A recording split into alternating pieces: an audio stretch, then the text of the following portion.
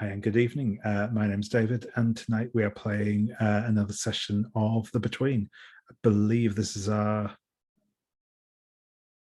No, I've blanked on it. Several sessions in. So do check the number on the video. This The Between is a PBTA game of Victorian monster hunters in the backdrop of Gothic London. I think I reversed the words than I usually use, but that's okay. This game is by Jason Cordova. You can find more information about it through the link down below.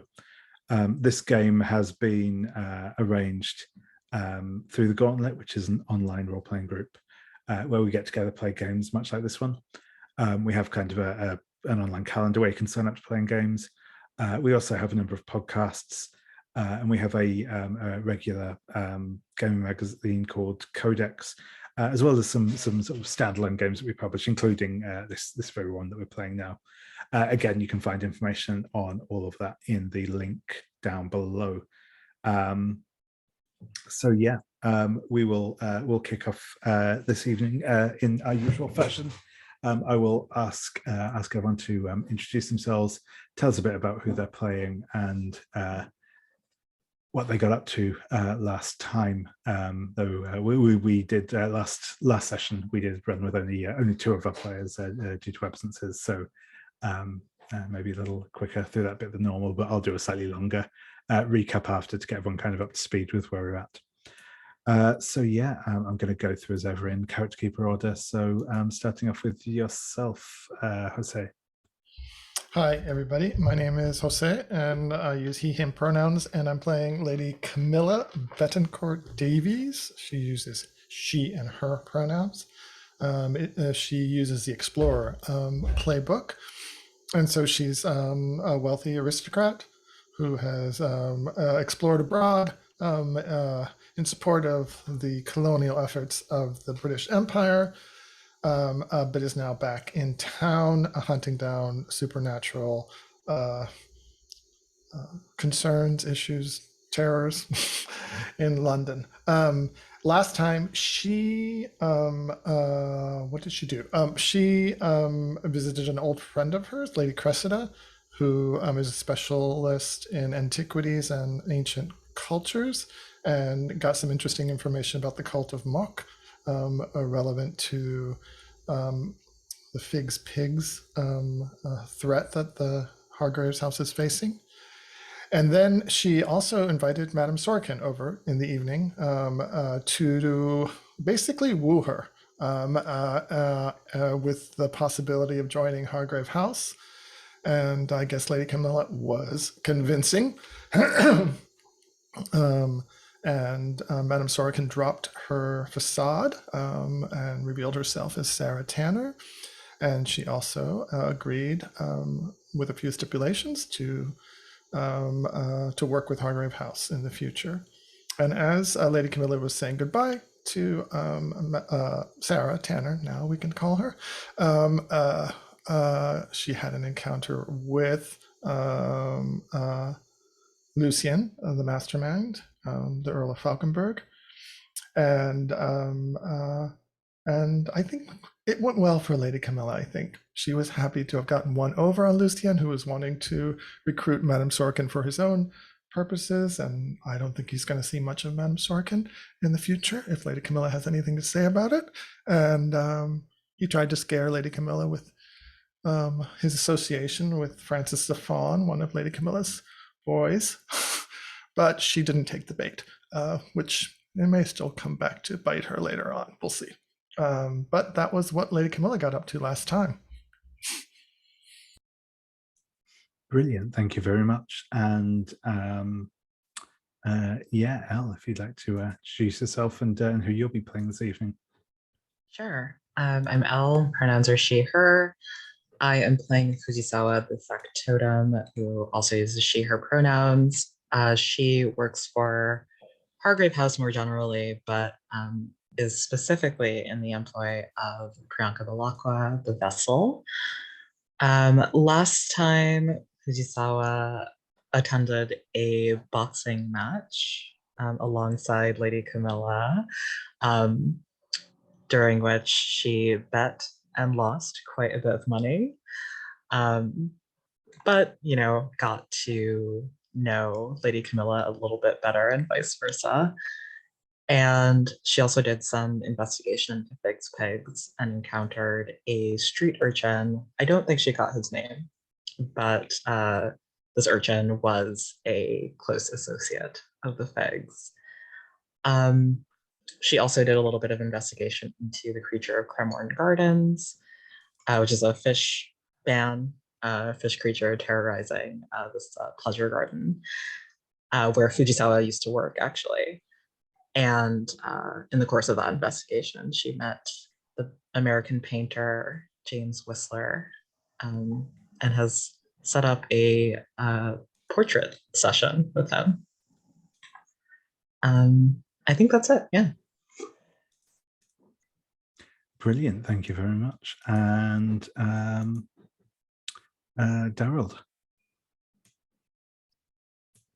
Yeah, so I am Daryl. I use they, them pronouns, and I am playing Miss Bellacqua, who uses she, her, or they, them pronouns. They will respond to she, her, but feels more they, them. So last session, well, 2 sessions ago, Priyanka basically helped the Hargrave House bring the threat of the Limehouse Lurker to heel, and may have adopted a small vampire child as a ward of sorts, which, you know, the whole thing was so overwhelming that we had a nice long stay at a remote convent so that we could convalesce in peace away from the hustle and bustle of the days and nights of London. We have come back rather refreshed and ready to jump back into our activities and feeling rather excited to see what kind of messes the others have gotten up to. Brilliant. Thank you very much. And last but not least, Brian. Yeah, I'm Brian, he, him, and I'm playing Professor Eloise Cockburn, also he, him. Last time we saw him, he was getting his arm injured in the basement of the Figs Bakery with Fujisawa, and then was subduing the child vampire with like a leather strap. Maybe it was a collar. I'm not totally sure how to picture it, but it was, you know, marked with certain mystical sigils, and it allowed us to contain. And then he snuck it off to his cult for them to, I don't know, take some nail clippings, draw off some blood. I don't know. We haven't specified exactly what they did with it, but yeah, he snuck it off before. I don't know. Did it? It's not like staying at Hargrave House. It just like comes occasionally to feed, or what? I don't know that we know exactly what the arrangement is. Yeah, I don't think we detailed it well in detail, but it might be that you're keeping them here, or yeah, as you said, it might just be that they're kind of under the supervision / occasional visiting. I'll kind of leave that up to all of you to think how you want to handle them. They will have given you a name they go by, which is Daniel. Whether or not that was his original name or not, you're not certain, but that's certainly how they call themselves now.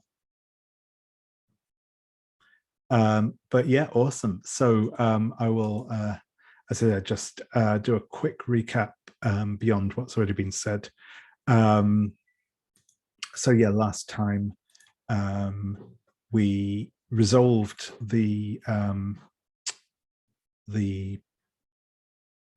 St. Petersburg Mirror.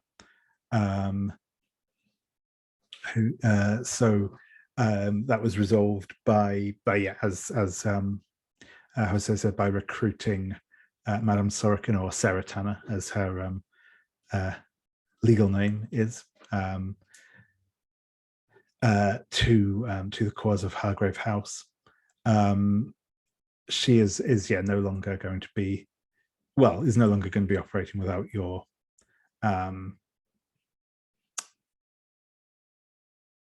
supervision, at any rate, put it that way. We also have, as a result of resolving that threat, Priyanka and Eloise, you can both take a reward from the list of rewards available on the St. Petersburg Mirror and the threat sheet. So 2 of them have already been claimed, which is some blackmail on an influential figure, which I believe Fujisawa picked, and Lady Camila picked to have Madame Sorokin as a recurring side character. You will get extra clues when using the information move to talk to them about spiritualism and dark secrets. The other remaining rewards are that Edwin Belmont, the civil servant who sort of initially involved during this threat, becomes a recurring side character. If you pick him, whenever you consult him about either the government or foreign affairs, you'll get an extra clue on the information move. There is a memento from the investigation, which you can ask another hunter to detail and then add to your personal quarters. And finally, the St. Petersburg Mirror itself, which I will put a little rules description somewhere briefly. It works a bit like a regular personal quarters item, but it has a couple of additional rules around it as well, which I can, like I said, I will dig up and make available. But yeah. Also, you will both get 2 XP from essentially the answering a question and resolving a threat questions, dawn questions. So feel free to. I've marked the questions on the sheet, but I haven't marked the XP. So feel free to mark that in. But yeah, Priyanka, which of those rewards would you like to pick?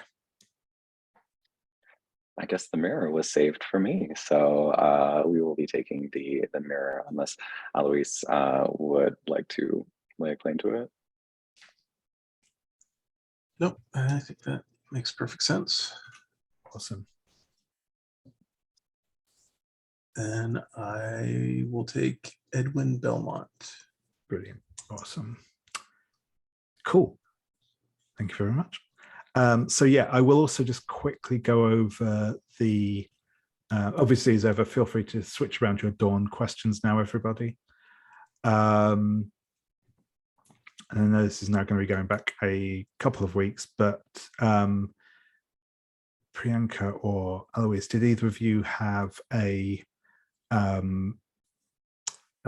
mask to narrate that you hadn't done so yet? I don't think so. That's cool. That is, I do have. Well, I was the owed a indeed mastermind clue, I think. Yes, that is indeed correct. You will have got a mastermind clue from the previous Cover up, essentially. Yep. Yeah, the cover up. Which and I guess, and now I need to choose. The clue that you will receive, and I say clue, I mean this will actually be sent to you with kind of a little note from your superiors saying that this might come in handy, but you will receive a long black robe and a golden falcon mask.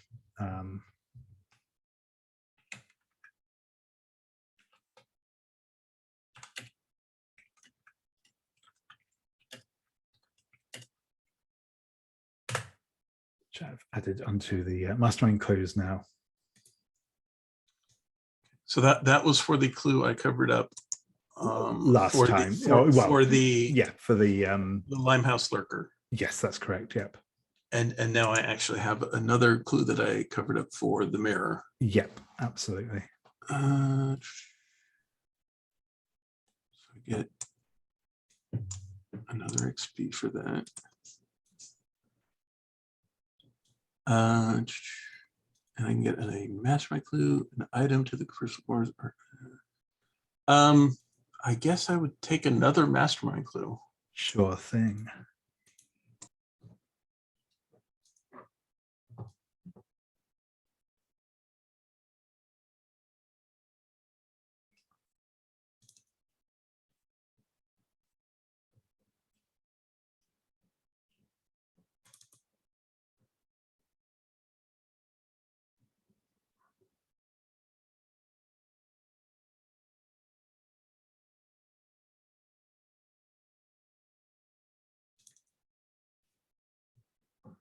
So let's just get the file up and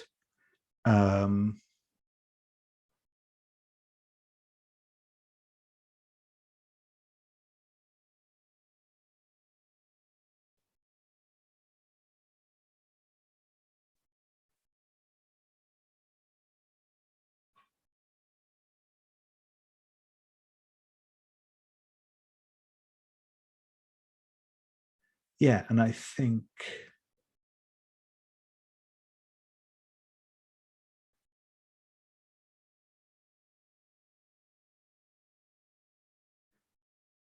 you will also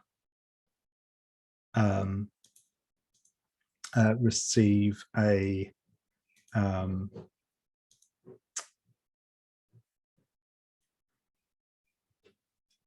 an invitation to an art exhibition taking place in a couple of days' time.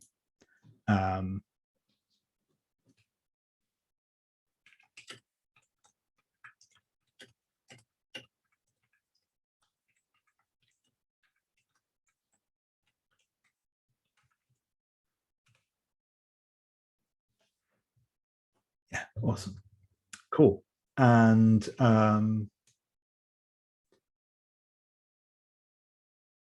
so yeah, we in terms of the threats that we currently have available, I'll do a quick recap on these because so we have Figs Pigs, which is obviously we had started before, which has 3 questions, all of which need to be answered. Each of the questions kind of points you towards one of the pigs. One of the figs, and gives you a way of kind of resolving the threat by dealing with them. So the 3 questions are: what kind of animal does Patrick Fig think he is? Which will allow you to lure the animal out into the open and then capture or destroy them.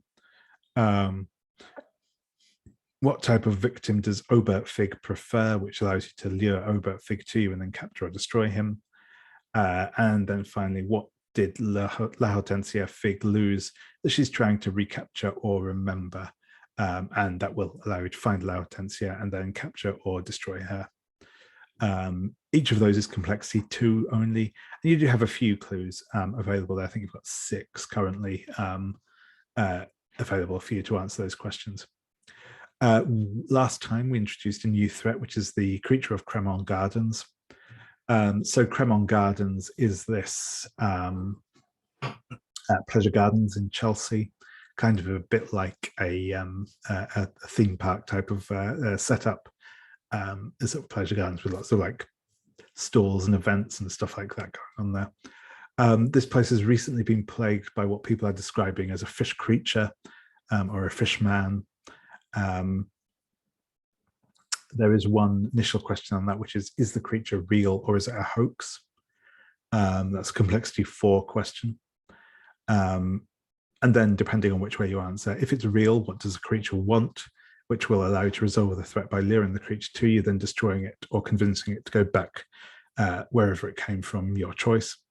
And secondly, if it's not real, who perpetrates the hoax and why? which will allow you to resolve the threat by laying a trap for the perpetrator and unmasking them.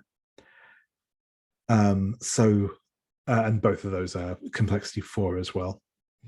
You have a couple of clues to that already, though Fujisawa only sort of began investigation of that last time, which then finally brings us around to our third threat, which I will be introducing today, which is the Gin Lane murders.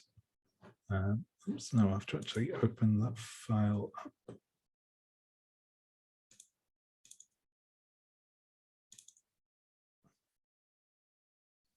So the Gin Lane murders. Demon drink deals death. Dearest reader, as you know, we have long called for legislation against liquor and the loutish licentiousness it leads to in the lower classes. Greedy guzzlers of gin grope through the streets, bleary-eyed boards and brawlers besmirching the boroughs of our great city. Scotland Yard seemingly surrendering to soused strumpets is sadly commonplace. But can they truly stand by when the spectre of violence is unleashed by strong spirits? If we have heard of a string of grisly outrages perpetrated by monsters so lost to the bottle they gain the strength and bloodlust of the savage. So far, these vicious attacks have been mercifully restricted to the shiftless wretches of Gin Lane, but how long until a person of quality is caught up in the article continues at length on the immoral excesses of the urban poor. Though as is common for the illustrated police news, it contains little useful information on the recent string of attacks referred to as the Gin Lane murders. Sergeant Maitland of the Met, an experienced beat copper, has brought the attacks to your attention. So far, there have been 5 similar killings, the vicious bludgeoning of a presumed drunken victim in the streets late at night. The only other commonality is that the attacks have been in working class areas, usually by or outside pubs. There are no obvious links between victims or locations as far as Scotland Yard can see, and by and large, this is just seen as business as usual. However, Sergeant Maitland witnessed the last attack and it disturbed him greatly. A washerwoman by the name of Peggy Onions launched a vicious attack against her colleague Maud Sawyer with seemingly no provocation outside the Bunch of Grapes in clear view of Maitland and Constable Parks, his partner, essentially. Both women were drunk, but Peggy, 5'1" and scrawny with it, practically obliterated Maud's skull, and even between them, Maitland and Parks struggled to restrain her. She seemed filled with an inhuman strength and has subsequently been committed to Bedlam.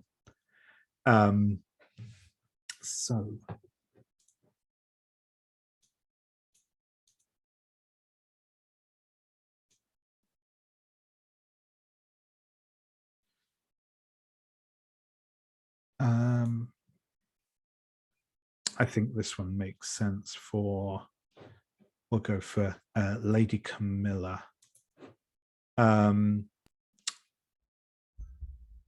What unnatural threat did Sergeant Maitland assist you in dealing with in the past, and how did he impress you?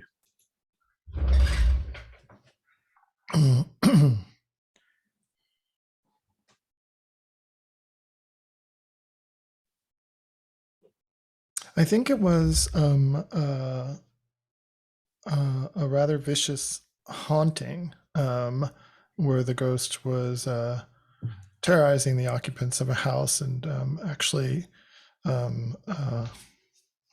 had the capacity to instill fear in almost anyone that it encountered.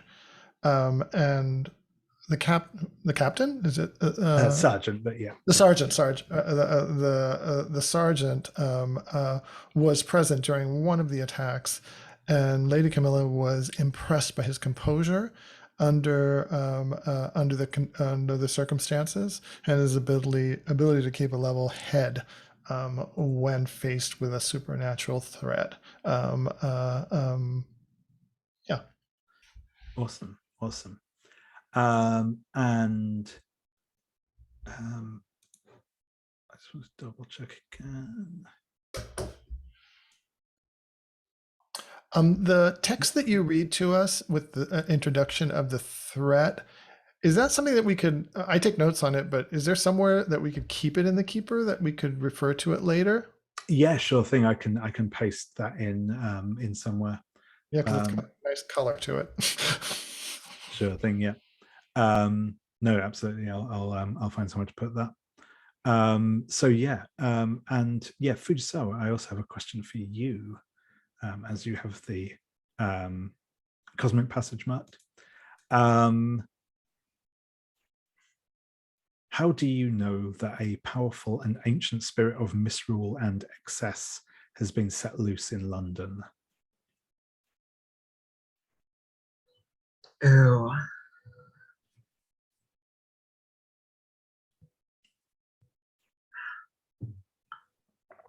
I think that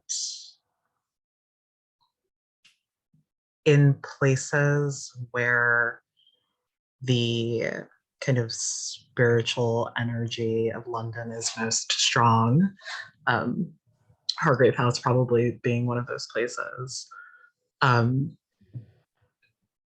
Every drop of alcohol tastes like the sweetest and most delicious thing you've ever tasted. It sort of has taken on a sort of ambrosia-like quality. Excellent. In places where hauntings are likely. Yeah, that's perfect. That's perfect. Thank you very much. Awesome. So I will now read out the questions and opportunities for this particular threat. So the first question, this is another one with a threshold question in it. So the first question is, are the attacks truly random, or is there a pattern hidden in the madness? And which one of those you answer will kind of determine which question you move on to next. That's a complexity 2 question. The second question is, if the attacks are random, a Dionysian cult has mistakenly freed a powerful spirit. How can the spirit be recaptured? And that will allow you to resolve the threat by performing a ritual to seal the spirit away again. The other question to resolve the threat is, if there is a pattern, the spirit is acting under the direction of a Dionysian cult. Who is the mastermind behind the cult, and what are they planning? And that will allow you to resolve the threat by confronting the cult and putting a stop to their plans. So yes, essentially we'll quickly learn that there is a mysterious cult behind all this activity, one way or the other. There is another mask available for this one, the Mask of Silenus. There is also a which I will put in the threat in the moves tab as a threat move. There is a temporary move available here while this threat remains active. That move is called Dutch Courage. While this threat remains active, hunters may consume alcohol or another intoxicant to gain advantage on any roll using vitality or composure. If you do so, you take the condition Wild Abandon. And any hunter with the condition Wild Abandon replaces their vice with intoxicants while they still have that condition.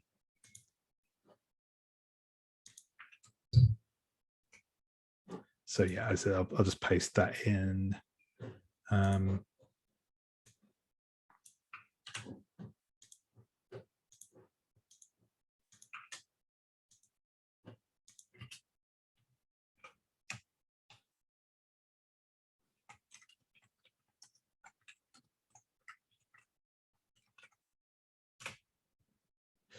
Cool. So with all that setup done, we will see what people feel like doing today. So I'm going to go in. Yeah, I'll just go around in Couch Keeper order to just check in. Lady Camilla, what do you think you would like to get up to during the day phase today? I was Well, on a meta level, I think I was hoping to try to answer one of the questions about figs, pigs. Mhm. So I thought that would be cool if we wanted to try to resolve at least part of that, or do one of those things. It looks like there's a number of different ones. So that would be something on my list. In terms of, let's see. So the first question on the new threat is, are the attacks truly random or is there a pattern hidden in the madness?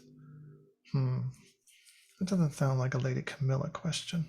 um,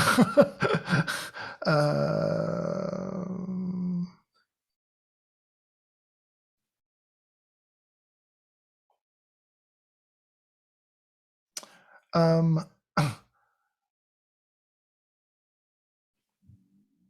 the Cremor Gardens are open during the day, right? Yep, absolutely. So some of the bits and pieces get a little busier in the evening, but the place itself is open during the day. Well, maybe a trip, maybe with another hunter to the Cremor Gardens to kind of suss out. Maybe talk to, maybe if we can find a witness of one of the apparitions. Yeah, that's all that occurs to me at the moment. Sure thing, sure thing. Yeah, actually, it probably makes sense if people feel like answering one of the questions for figs, pigs, or potentially one of the other threats. But I think probably figs, pigs is the one you can most convincingly get an answer for at the moment. I think the Cremon Gardens, you could potentially go for answering the first question, but that would be a bit of a stretch probably at the moment. But yeah, if you're interested in doing that, that might make sense to do that now, and that might give people an idea of what they want to get up to. Because I will remind you that with the figs, it's you only need to resolve the last of the figs at night. The other two can be resolved during the day. So that might kind of give people an idea of what they want to get up to. So yeah, I guess I will throw it open to the table in general. Which of these questions do you? Which is what kind of animal does Patrick Fig think he is? What type of victim does Obert Fig prefer? Or what did Laurtensia Fig lose that she's trying to recapture or remember? Do you think you can answer one or indeed more of those questions at this point?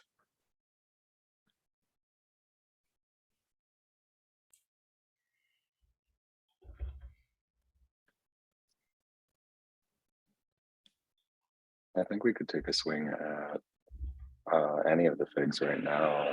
I could probably spin together a theory for La Hortensia. Something religious, maybe.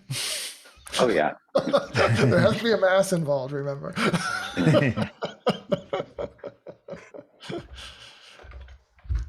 I support you in beginning the Hortensia one. We also had an interaction with Obert, so it might make sense to try to answer his question.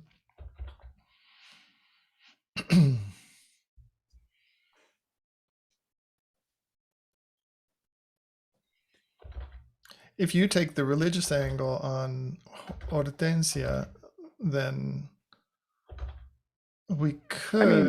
I mean, go ahead. So refresh me though, like 2 weeks ago, we actually did try to answer the Obert question with like the childhood angle, right?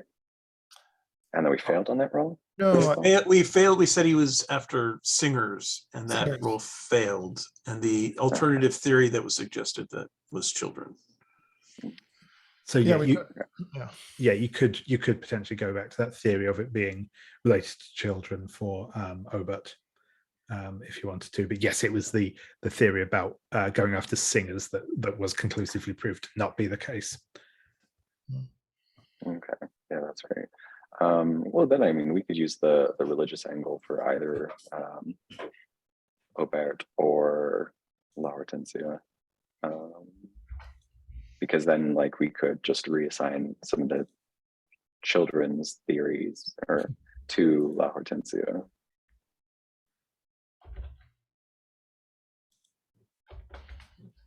Yeah, either way.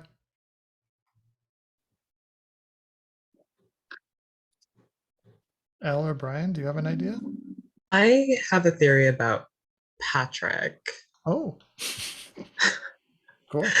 Sorry, that's like a completely different direction than what we've been talking about. Yeah. But the red clothing makes me think of like toreadors.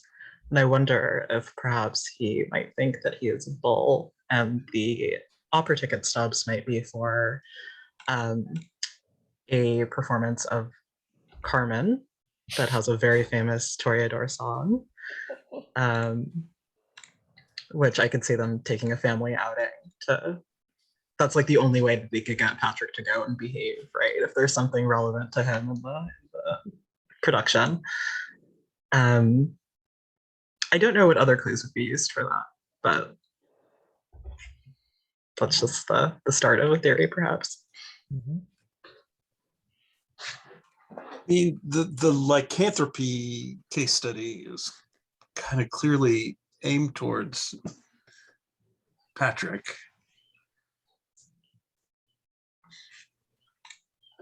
I mean, Can you spell that it's out? just because the subject is lycanthropy, so it's on the subject of, people thinking they're an animal or Right. changing into an animal. So it just, I almost think just because Patrick is just, a person who thinks they're an animal, that you don't really need much more of a connection than that to just like, oh yeah, we have this medical case study. In this particular case, yeah, they were crossing out mentions of birds and whatnot, but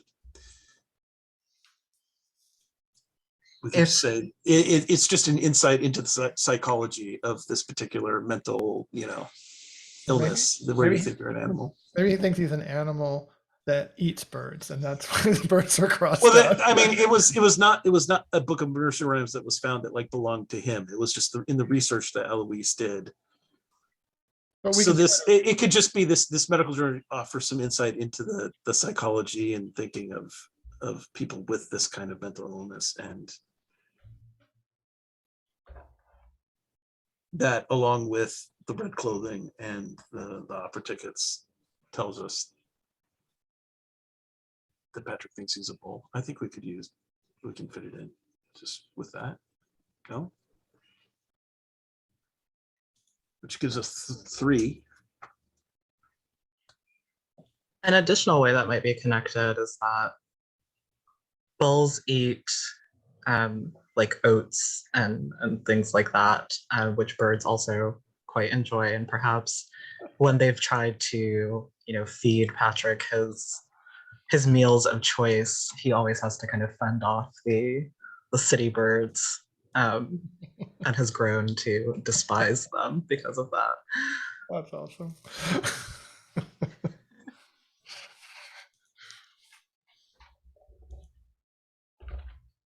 Well, shall we do that one first if we have 3 on it? Yeah, that sounds good. I like that one. So yes, that was the Patrick, no? yeah, and yeah, if someone wants to make that roll with a +1, and we'll see how it goes. Maybe someone who wasn't here last time and hasn't rolled in a while.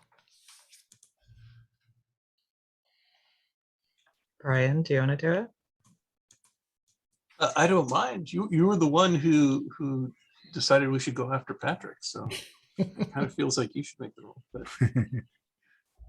I don't even have the dice roller open, so I right, think you should do it. Then I will do it. Okay, so we're at a +1.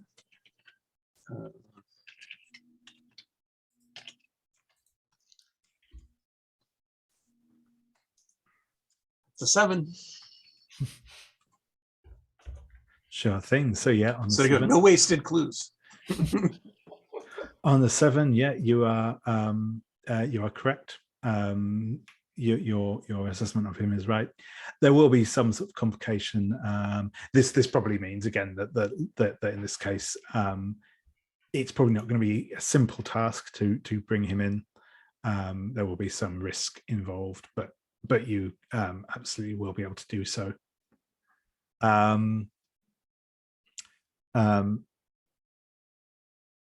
So yeah, you have to lure him out somehow.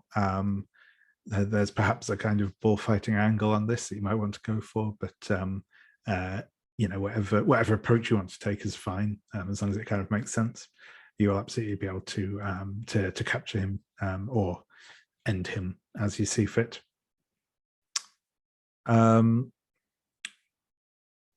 you think you want to answer another of the figs at this point, or do you want to wait until you have some more clues?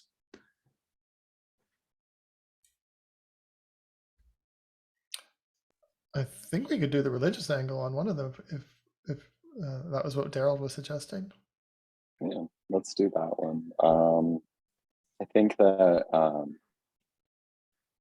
hearing about the things that hearing about the way things went down with Aubert and the previous run-in and like the attempt at singing, obviously we can theorize that that was not the correct angle to take, because Aubert is actually the most pious one of the family. That's where the Bibles and the rosary and the other religious items came from. The skeleton that was dressed in finery as if it was, made to be laid in an altar. I think that obviously he must be, very religiously motivated, and that maybe he thinks that he's, punishing sinners and saving innocents from a world that they are too pure for. Yeah, excellent. So those two will get you up to a flat roll. Do you think you can link marmalade into that anyhow, or do you think that's that's unrelated? I mean, I could link it, but it's a stretch. We can also use a mastermind clue if we want to. Yeah, that is also very true. So, but I'm not sure that any of them are jumping out at me right now with respect to this particular threat. But yeah, I think we should hold on to some of those. Keep them in reserve. Yeah. So we'll just go ahead and we'll make that flat roll. Cross our fingers here.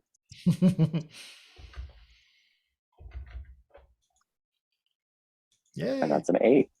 8, excellent. So again, your answer is correct.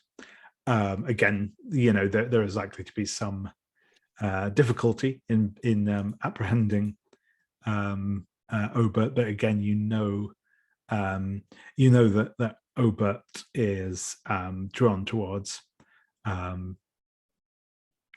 religious people or religious locations, so that will allow you to kind of lure Obert in.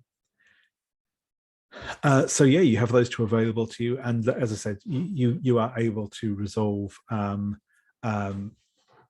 these in the day phase if you wish. The last one you take down will have to be done at night, but the two you now have opened up to you are available. But yeah, so I'll go back to Lady Camilla as it's been a few minutes now, and also we have learned new information. But yeah, Lady Camilla, are you still interested in checking out Criminal Gardens, or do you want to or is there anything else you want to get up to today? I think I would love to be part of luring one of the figs out, because we can do that during the day, right? Yes, you can. Yeah. Either one of them I'd be open to. So I think that's the one thing on my mind. Yeah, no worries. Yeah, no, that's cool, and we can come back and get more details on that in a minute. That's fine. And Fujisawa, how about yourself? Yeah, I think Fujisawa is pretty focused on the figs right now as well. Although I don't think she's too eager to have another run-in with Obert. So I think she would like to be involved in resolving Patrick. And I'm also open to any vulnerable moves that people might want to do. Sure thing. Brilliant, thank you. And Priyanka.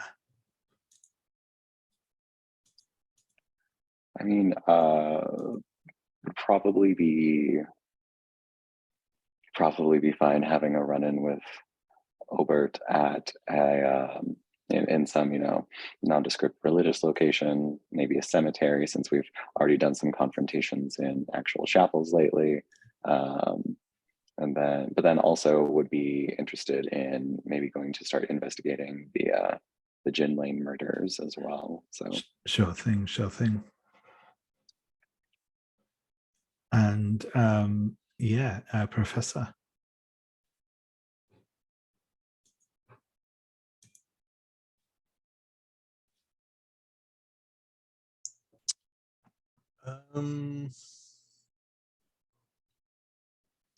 Changing my mind.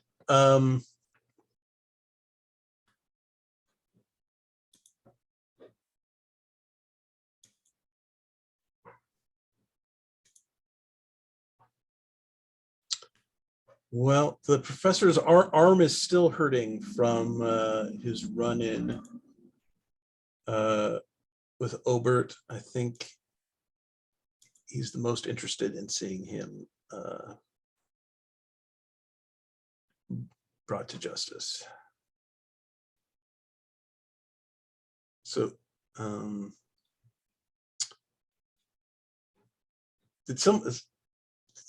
was someone going to try to lure Obert? Yeah, I think that Priyanka was Priyanka. Yeah.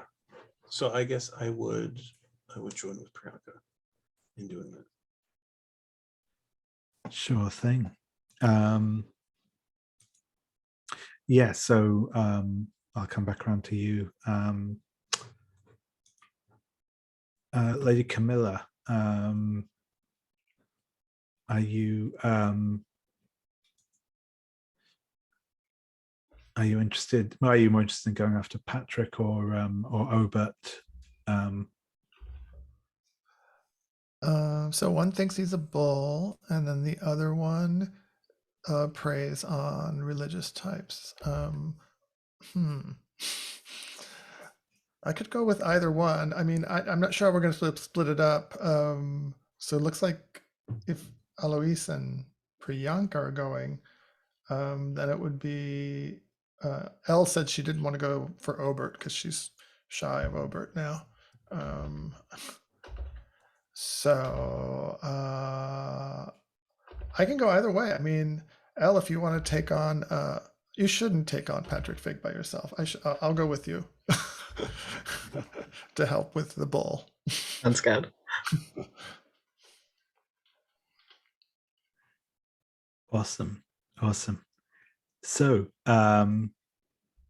yeah, I think what we'll do then is we'll kick off with going after the figs, and then we might see how that goes, and then if we might have a bit of time, sort of in the day phase rather, to do a little more investigation. Otherwise, we'll move on to the night after that. But yeah,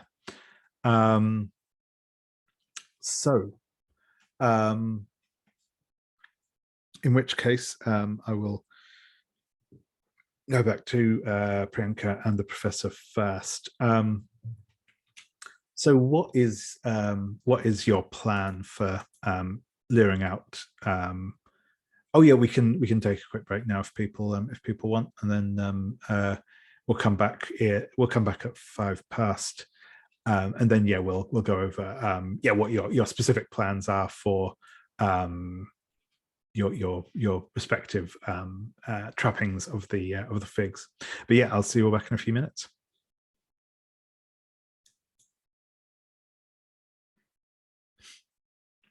Yeah, awesome. So I'll check in first with Priyanka and Alois.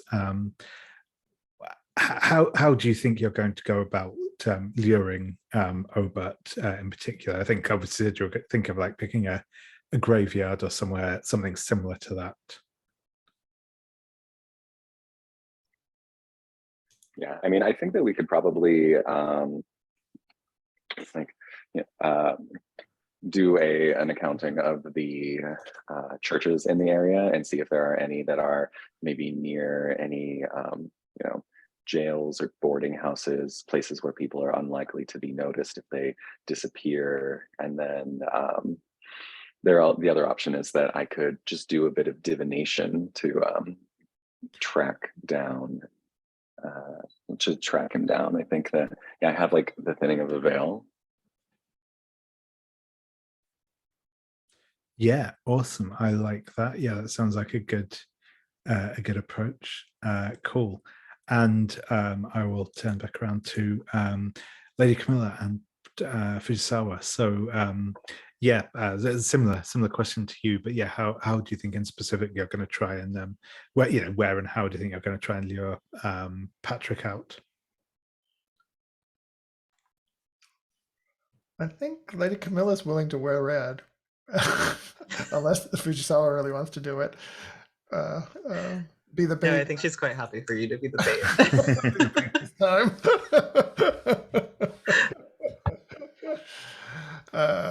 Yeah, so I can play the matador. But where is, someplace that there's cows, but not a lot of birds. How do we find it, Fujisawa?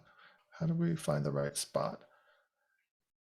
Well, Fujisawa does have a contact who is a butcher, Oh, right. who perhaps knows all the places in London where one might find, cows who are coming to market, or animals that might catch Patrick's eye and might make him want to kind of hang around. Cows in estrus, maybe.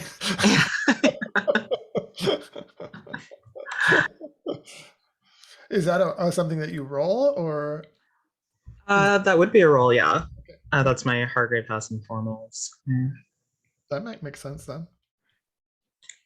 Yeah, that sounds good. Yeah, I think we can start off with that roll if you'd like to make that, and we'll see how that goes. Sure. Okay, let's see. It's with presence.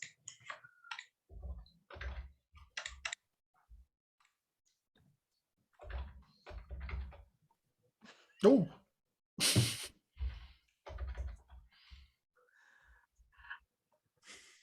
Quattro. Yeah. So this seems awfully familiar. So yeah. The butcher's dead.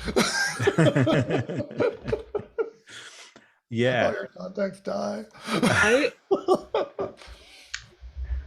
I am happy for the butcher to be dead. If perhaps we can say that maybe Patrick had something to do with it, so we find Patrick anyway. Oh yeah. I mean, he wouldn't like a butcher too much, I have to imagine. Yeah. Otherwise, I'll mark him as. Yeah.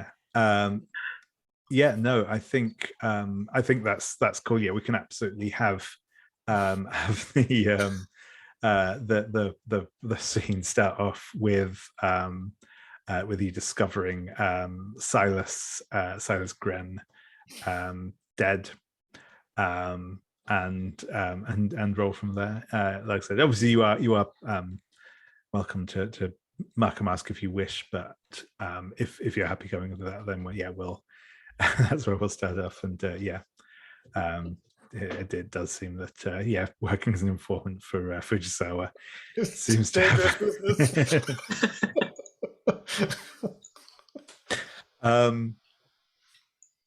so yeah, I think we will perhaps we see kind of the two of you arriving at Silas Gren's butcher's shop. You come in sort of the front door into the shop front. The kind of the bell over the door rings as you enter, but there's no response.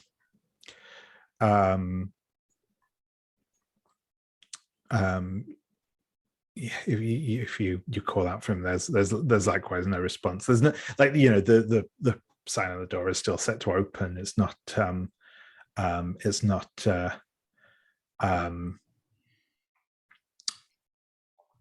there's no sign that the place should be closed, but it just seems that no one's responding at the minute.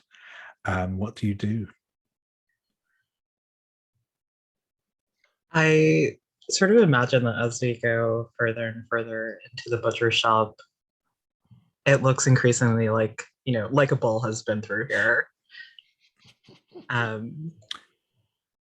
Yeah, so, and I think as you head into the back of the shop, into the actual the room where the actual butchery itself is done, rather than the shop front. It looks trashed in here. There's definitely been a struggle. The back door has been smashed in. It's half off its hinges. The lock's smashed out of the wall. And you will see hanging from a butcher's hook is the body of Silas Gren. There's probably still some blood trickling down from the wounds that have been inflicted on him. It looks like he's had like a long like the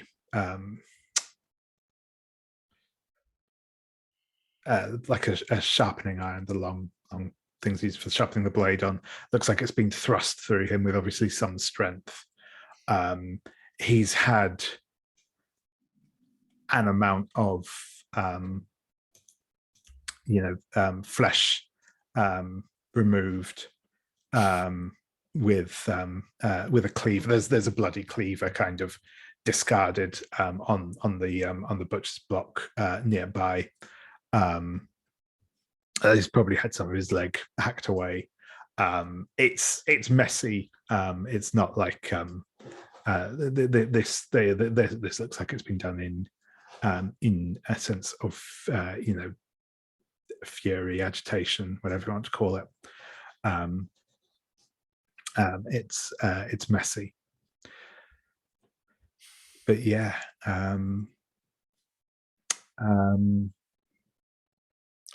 I think Lady Camilla walks up to the corpse and eyes it carefully and says to Fujisawa, "This was a strapping man. If this was done by Patrick, he's quite a force of nature. Are you up for this, Fujisawa?" Fujisawa, I think, has gone over to the butcher's block and is wrapping her hand around the handle of the cleaver there. And she says, "Silas was a good man. I am honored, at least, that we can bring his killer to justice. Although I thought Patrick was supposed to be the sweet one."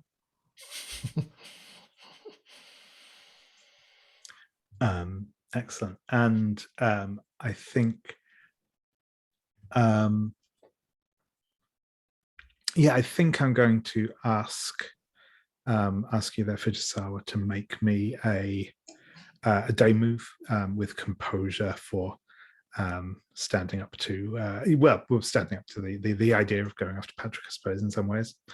What are you afraid will happen if you lose your nerve here?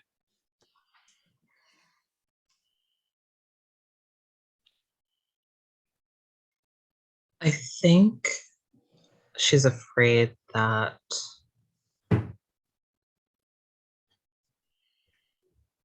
now that the stakes are much higher than she anticipated, I think she's afraid that she's afraid of failure, mainly, of this scene, this bloody, horrible scene, kind of worming its way into her brain and stopping her from being able to do her duty here. Sure thing, sure thing. Yeah, if you'd like to make that roll, and we'll see how that goes. Okay. Composer, you said, right? Composure, yeah, that's right. Thank you.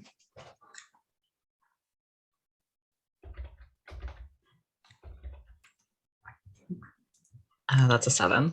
7, sure thing. So yeah, I think that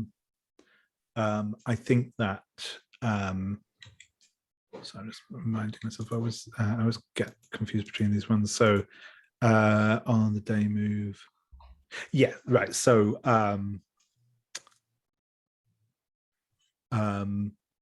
I think as you kind of pick up the cleaver from the butcher's block, you will notice, I mean, you know, this is a butcher's. There is some amount of blood around just in general, though it's relatively clean. You know, it's it's a butcher's rather than an abattoir here. So it's you know, the you can see quite clearly the like a trail of blood leading back out of the door that was smashed in. So you know definitely that Patrick has gone out that way. If you do follow out and go ahead, I think quite simply the way that you will be vulnerable is that Patrick will come at you. You know, when you get out there, you think it's close enough that you think he's still going to be out there and is going to come for you. You can obviously not follow him out there and not put yourself in danger. But if so, it's possible that he'll get away. I'll come back and see your answer to that in a moment. But yeah, I think I'm going to go back over to Priyanka, and I quite like the idea of you using your the movie just mentioned, the thing of the veil here to suss out where to be, kind of thing, to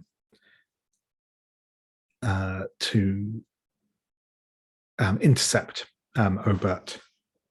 So yeah, if you'd like to make that move and yeah, tell us how that looks. Yeah, so I like the idea that like we're actually trying to be like really active about it. So I think that like if you're okay with this, Alois, we are like in a carriage, like, you know, dashing around London, like pulling up outside of all of these different cemeteries, and then there's just a map in my lap, and I'm like flipping over tarot cards as we come across each one, and I'm looking at the signs, and then we come up to a particularly foreboding cemetery where a thick fog is rolling over the day, and then I flip over a card, and you just see my eyes widen in shock. And so I also used my level up to push my sensitivity to a +3. So nice. Let's see here.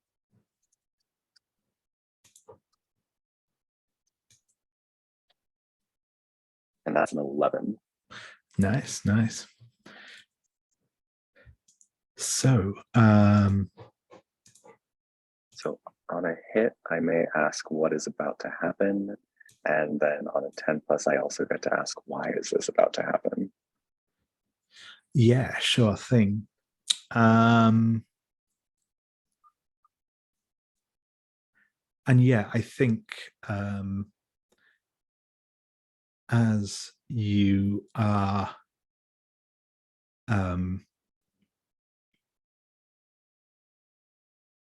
heading into this graveyard, there is going to be a small funeral ceremony taking place.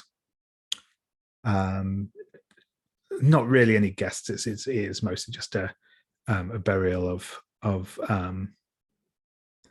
you know, someone of significance. But the vicar is going to be obviously sort of consecrating the grave and the like as they're buried. And Obert is going to kind of rush them and attempt to kill them for their for his meat, as it were. And you get the feeling at this moment you kind of connect in a sense with the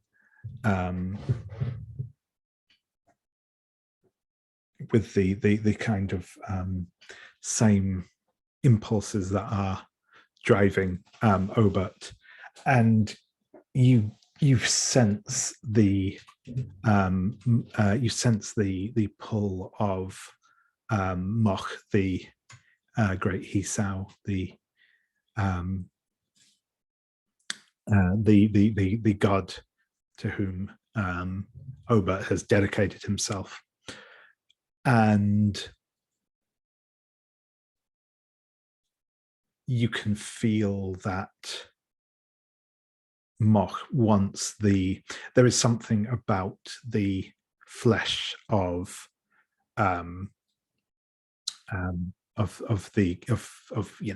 followers of priests of other deities that is of particular savor to Moch, and this is perhaps being done as maybe even as a way of getting back the favor of Moch after the arrest of his father and the disruption of their families, as a way of kind of reclaiming that.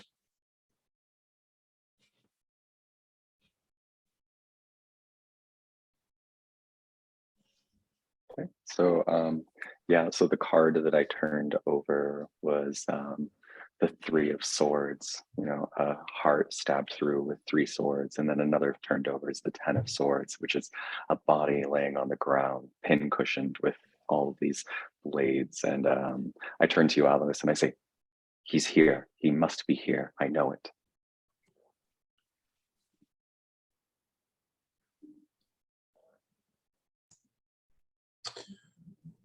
All right. Well, we know that he's here, and he has no reason to think we would know how to find him. We'll have the upper hand. We must act quickly, though.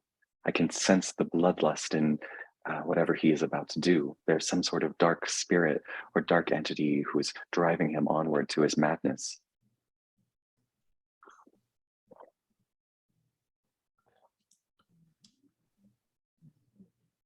Yes, I don't think there's any doubt of that. I think that Priyanka gets almost like a feverish look in their eyes, like that we must stop this at any means, by any means possible. And so flings open the door to the carriage and then runs into the fog and follows after the sound of the funeral procession, and is shouting after them, wait, you're in danger.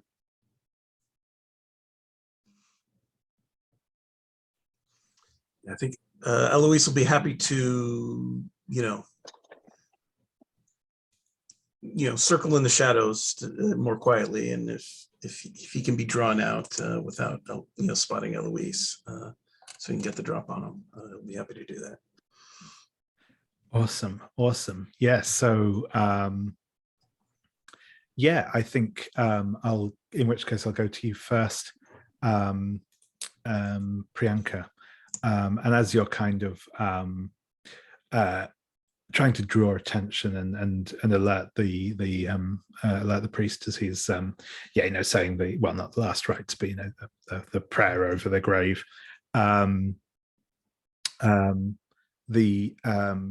I think this will probably be a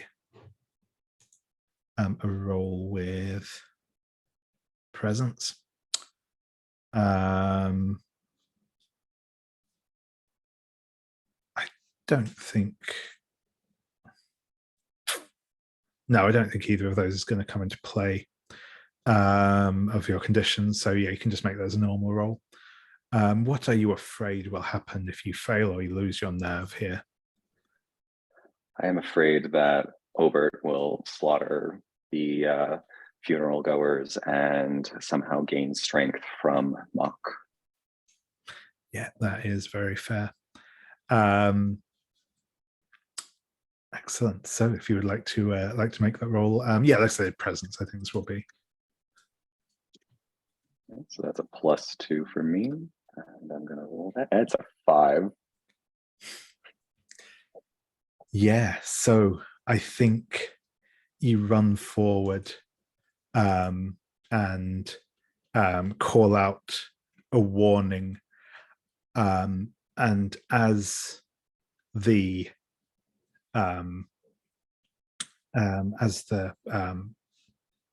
there's, like I said, it's basically just the vicar here and his and the church warden with like a, you know, standing with like a shovel at his side kind of thing, and the two of them like turn to look at you coming out of the fog like an apparition, and as they both turn their attention towards you, you just see Obert leaping from behind kind of a big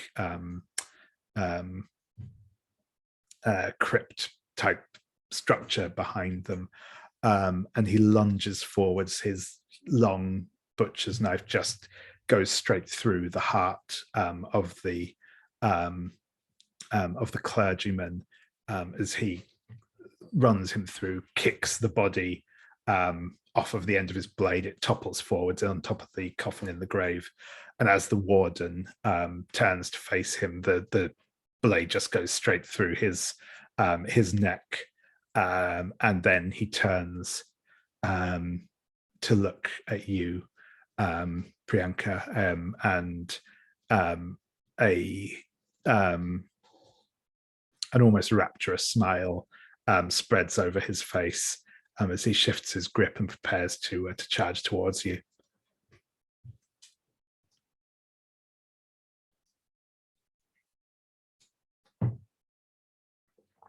You can spend a mask to avoid that if you wish. Otherwise, we'll continue with the scene. Or well, we might switch over to the others, but yes, we'll pick up from there. Yeah, I currently don't think that I'm going to use a mask. This is too high drama to like turn back on. So yeah. Excellent, cool. In which case, yeah, we will switch back to the butcher shop, where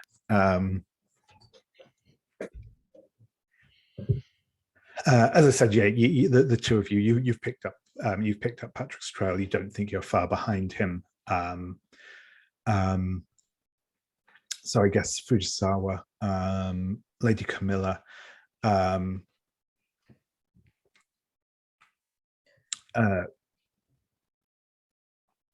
what do you do? Are you kind of going to follow out? Are you taking any sort of preparations? How does this look? I think Lady Camilla maybe puts her hand on Fujisawa's shoulder and says, "My dear, I know you were close to Silas, but you must compose yourself. We are in grave danger if we follow this trail. We must act in concert to take down this brute for the good of all. Are you with me?" Fujisawa, I think, pauses. She's really contemplating this question. But finally, she'll nod resolutely. Yes. Let's follow the plan, and let's take this bastard down. Very well. I will play the lure and see what I can manage. If I can manage to stay alive in all of this, we may be able to take him down together. And so Lady Camilla takes the lead, I think, in following the trail of blood outward, keeping her eyes open. Sure thing. And oh, sorry. No, go ahead. I was just going to add that I think, yeah, if Lady Camilla is going out first and being the bait, I think Fujisawa is kind of going to lurk in the doorway, kind of waiting for Lady Camilla's signal. I think that's probably what we worked out. Sure thing. So yeah, Lady Camilla, as you step out of the back door of the butcher's shop, it leads into a kind of alleyway courtyard thing behind the shops. There's several other buildings all back out onto this alleyway. It's it smells of drains, and there probably is a slight hint of blood in the air just from the fact this is obviously where the deliveries are made, if nothing else. But yeah, as you kind of step out into the courtyard, you hear before you see kind of a heavy snorting, breathing kind of. And as you step out, you will hear and see kind of Patrick Fig running towards you. Yeah, he has kind of like I said, the sort of the sharpening knife in one hand and a big kind of jointing blade in the other, and he's just kind of got the blades out in front of him and he's charging towards you. And what do you do? So Lady Camilla crouches and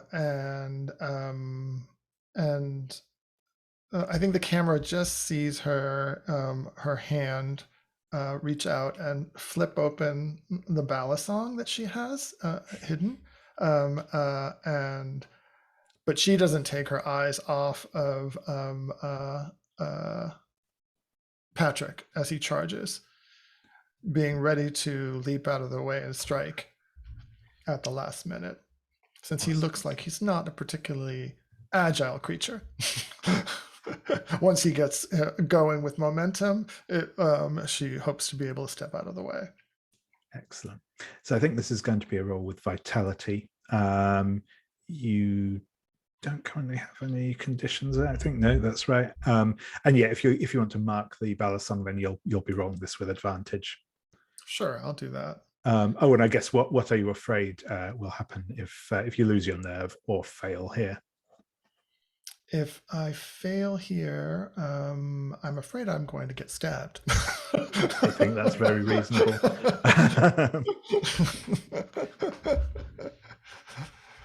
All right, so roll with advantage. So I guess I'll just roll the 3 dice, and then I'll do the sure thing. Plus. Yeah, I don't think there's a way of automating that kind of thing in this particular roller.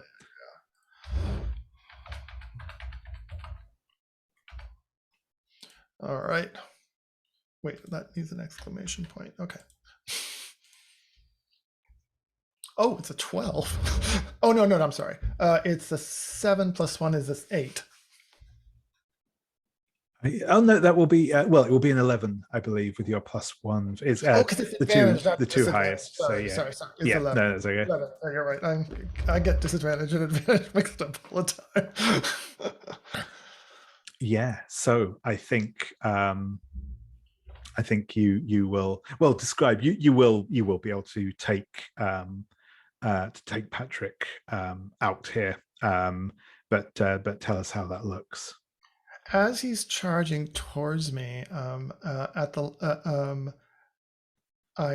she's slowly twisting her waist so that her bustle pops out to the side and shows a big red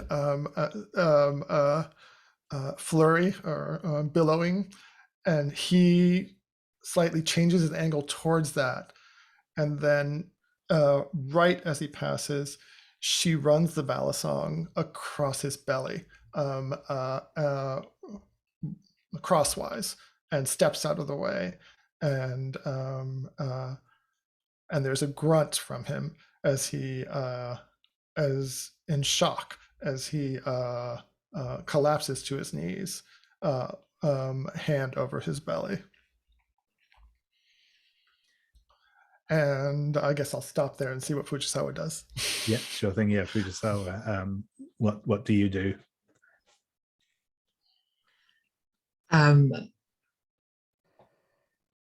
Does it look like Patrick is still does he still have a lot of fight in him, or? He probably doesn't have a lot of fight left in him. That's kind of, he, as he's gone past, I think he's like probably almost like slammed into the wall of the courtyard ahead of him, and he's sort of dropped down to his knees, holding his midsection as he loses blood. He's not out quite yet, but he's definitely not. Like I said, there doesn't seem to be much fight left in him. In that case, I think Fujisawa sort of unhurriedly will walk out into the courtyard, and she'll say to Lady Camilla, "I was waiting for the signal." But it happened so quickly, my dear. I think Fujisawa, looking down at Patrick kneeling on the ground, says, Patrick, I think if we rushed you to Bedlam right now, they could probably save your life. And I think she'll kneel down so that her face is quite close to his. And I'm willing to convince my colleague to do that if you repent for what you did to my friend in there.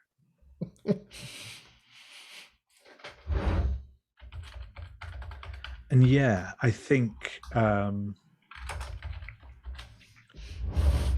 I think he lets out a kind of pained whimper. His eyes are kind of flashing around. He's looking panicked and pale as like I said, as he starts to bleed out. But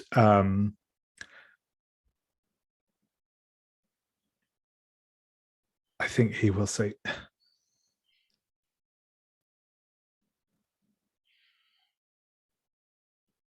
please, I just want it to be how it was before. I'm sorry.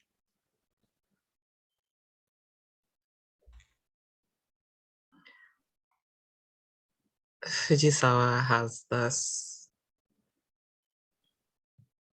anger, this wrath welling up in her eyes.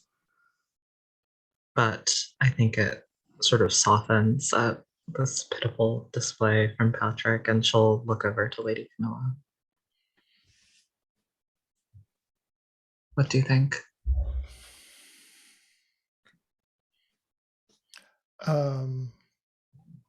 Lady Camilla smiles sweetly.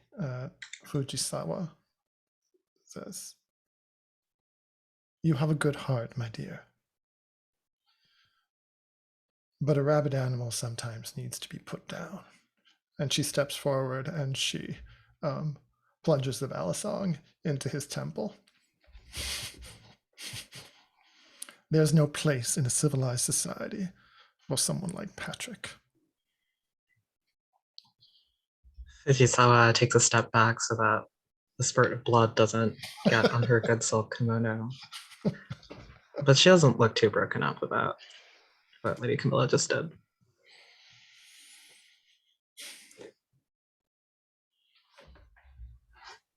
Excellent. So we'll switch back over to Alois and Priyanka. So yeah, as I said, Obert is charging across the graveyard towards Priyanka.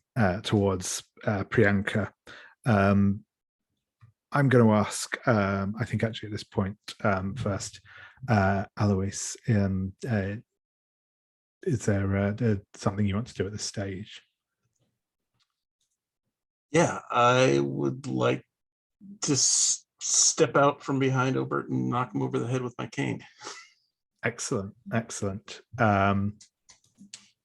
So yeah, this will be the day move. I'll be asking you to roll with vitality. I think I will be asking you to roll disadvantage from your injured arm for this one.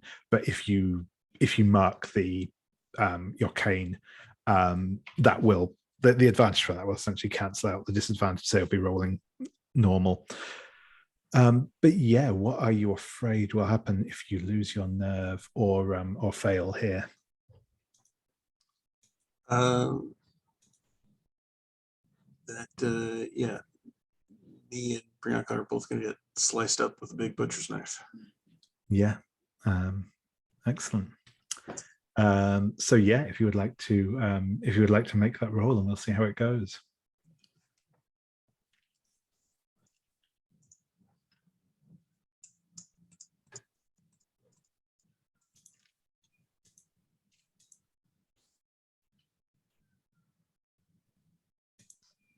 It's an 11. 11, excellent.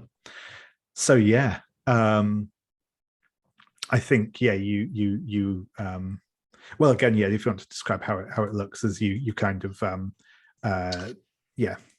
I mean, I think it has to be you see him closing the distance with Miss Priyanka, and he's about to strike, and then you see blood splatter on Priyanka's face, which you think is from him plunging the butcher's knife into her, but then our view backs up to see that he's just gotten knocked over the head by Eloise and crumples to the ground. Excellent, excellent. And yeah, Priyanka, how do you react to this as Obert lands in a heap in the mud and grass at your feet?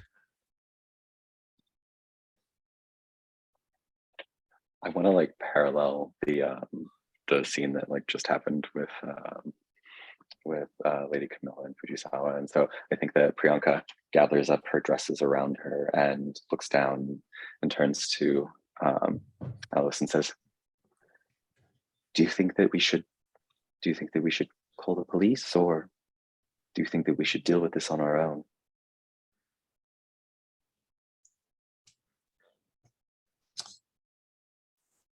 I mean, he's conveniently close to a grave already. Yes, I was thinking rather the same. After all, we don't want followers of lesser gods getting ideas above their station.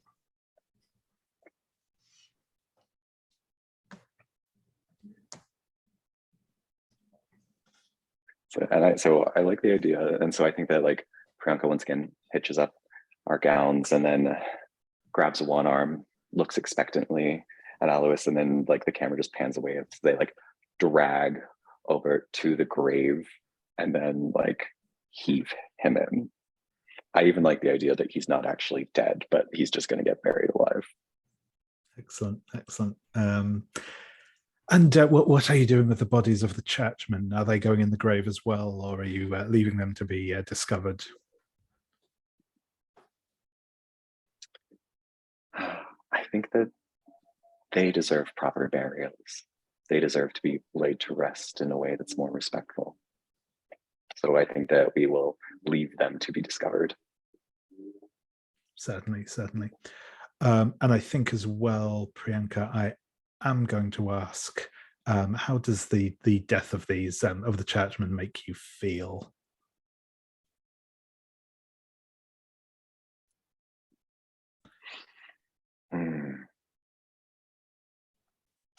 There is a flush creeping across Priyanka's face. Anyone who was just observing the scene might think it was from the exertion of lugging around the bodies, but there is a secret welling up of excitement in all of the things that have just happened. Excellent. Yeah, I think I'll ask you to take the condition bloodthirsty, please.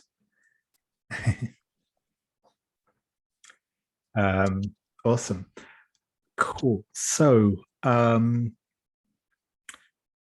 think we're probably going to more or less wrap up the day phase here, but I will just let you, if anyone wants to do any last, like, just little any last scenes, or if anyone does want to do a vulnerable scene, I'll give you the opportunity to do that now, but then we'll probably move into the night scene afterwards. So yeah, does anyone want to we'll probably, like I said, probably won't go into any more investigation scenes during the day phase, as you've all had a bit of a time, but we'll yeah, if there are any vulnerable scenes or anything you want to do, then feel free to call those out. Could Camilla do a quick search of Patrick's body for any clues? Yeah, go on. I think that's fair. I think if you want to make a roll with reason. Okay, it'll be quick. Yeah, exactly.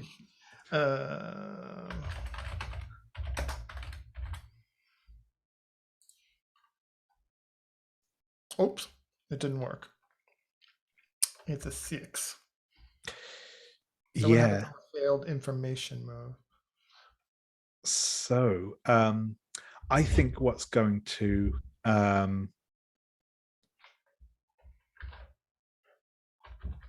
happen is, as you go down to bend down and look at the body, you will just have it's that you kind of hear something off to the side, but then you will hear, actually coming from inside the butcher's shop, the unmistakable piercing sound of a police whistle being blown as someone raises as a constable raises the alarm. They've obviously discovered the body inside,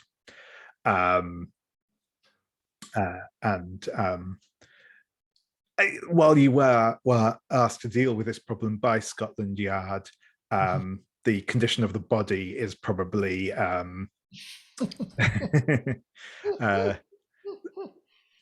probably something that would be a little difficult to explain to the constable. So I don't know how to do this, but exactly, except maybe with a flashback to using the Royal Explorers Club to call upon, if in a flashback I had spoken to Lady Winifred Wheatley Gainsworth, thinking that there was going to be some bloodshed today, and to keep Scotland Yard out of it. Maybe this particular constable hasn't gotten the memo yet. Yeah, but I don't know if that's possible. Yeah, no, I think that's fair. I think if you want to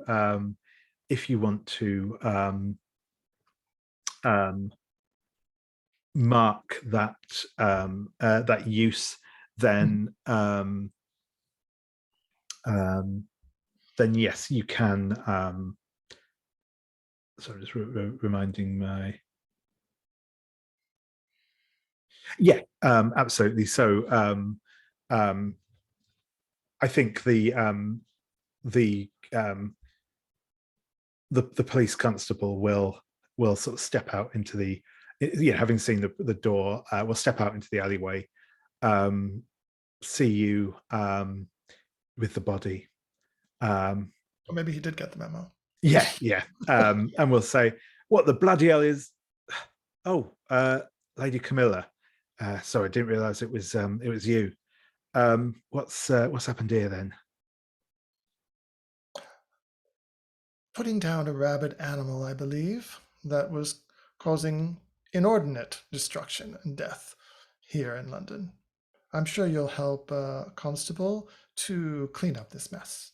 Um, Also, of course, ma'am. It's she is wipes her this one mouth. of the? He'll kind of look down and say, "Is that one of the? Is that one of the figs?" It is indeed. Patrick, I believe. Patrick, certainly. And he'll kind of get his little notebook and say, "Self-defense, I assume, ma'am." Exactly. Excellent, Exactly. excellent. Well, don't worry yourself further. We'll be in touch if we need any follow-up questions. But I'm sure I can handle all of this. He did the one inside, I assume. He did. Fujisawa, shall we depart? Yes, and if you and the others don't mind, I believe I will be making a vegetarian meal tonight. Perfectly understandable, my dear. And this will also insulate Priyanka and Alois from any That's right. involvement Yeah, with Scotland Yard in their doing. indeed. And for whatever happens involving La Hortensia as well. So yes, I believe it takes effect for the whole, for all of this threat essentially. Awesome. Cool. But yeah, so I think Priyanka and Eloise, if you want to have a vulnerable scene in the wake of your exploits, I'll leave you to set that up and we'll see how it goes, and then we'll probably take our break after that scene, and then come back for the dusk phase. So rather than returning to the carriage, Alice will observe Priyanka like head into the chapel, and if you follow her after her, you'll see that they head straight to the votive candle stand and immediately light 2 candles and start saying a prayer. And they say the prayer and they keep repeating it very fervently, and you can tell that there's like a real devotion in their eyes as they clench their hands in front of their chest.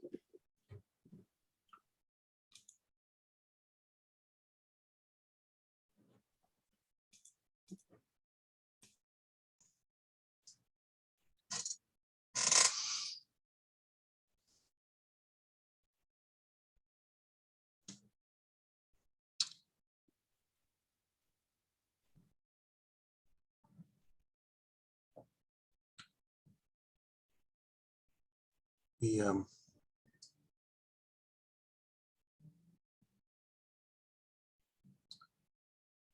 can at least be glad that their bodies will go into the ground unbutchered.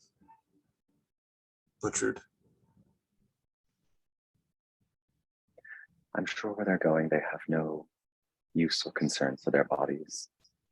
Funerals are not for the dead, they are for the living.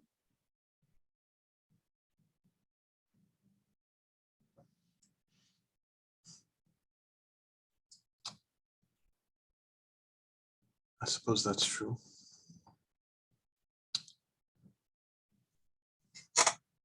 Well then, I still have use of my body, and I'll say my arm is starting to feel better immediately. Yes. It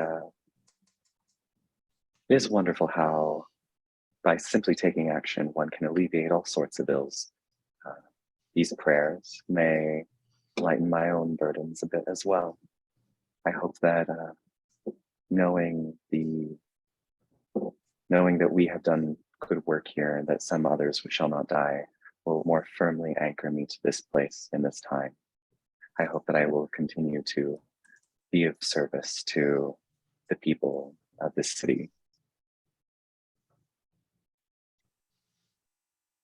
Tell me, Mr. Cockburn, are you a religious man?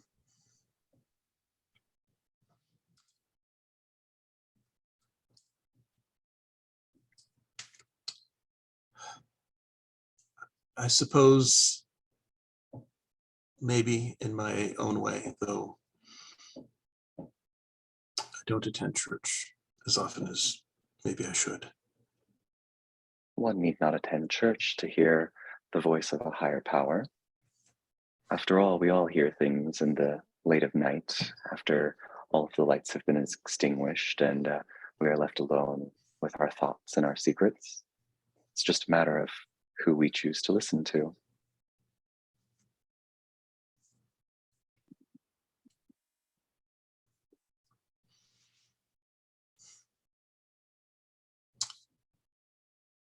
I guess my thoughts turn to the fact that there's still one fig left. You're right. Perhaps I should save a few prayers.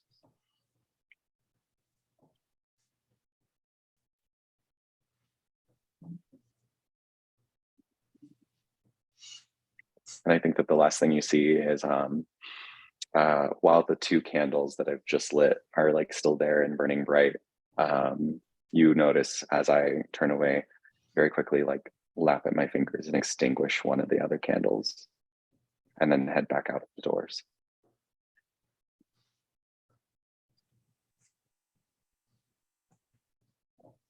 You are muted.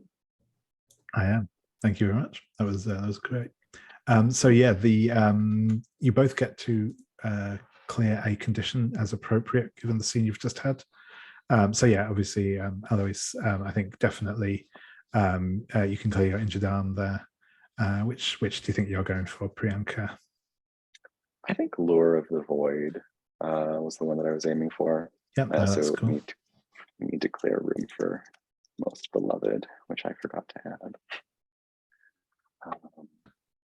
And then I guess because it was my vice, I also you can discover a clue, or you can invite Eloise to ask a question about your past. Your choice.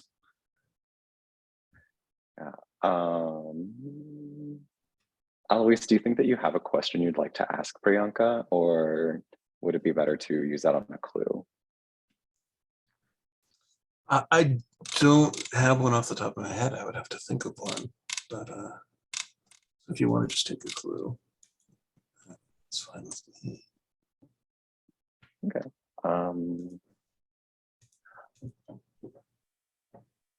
Okay, so I have an idea. Keeper, if you are okay with it, I think that the clue that I find is as I'm like walking out the door, I stop and then I look back on the side and there's like a bulletin board where people have like, you know, posted notices and things like that. But like behind the, like buried under a couple of notices and almost hardly visible is a photograph. And I pull the photograph from the wall and it's a family portrait of the figs. But there's a fifth figure and it's scratched out. Excellent. I like it. Brilliant. Yeah, thank you very much. Cool. So we'll take a quick break there. If we come back about 10 past, we'll go into the dusk phase and start getting pumped up for night. And yeah, I'll see you all back in a few minutes.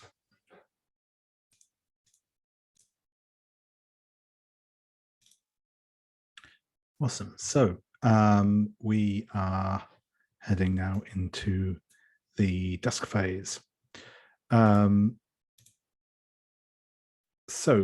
First off, does anyone have any moves that resolve at the dusk phase? I don't believe we do, but do call out if I am mistaken.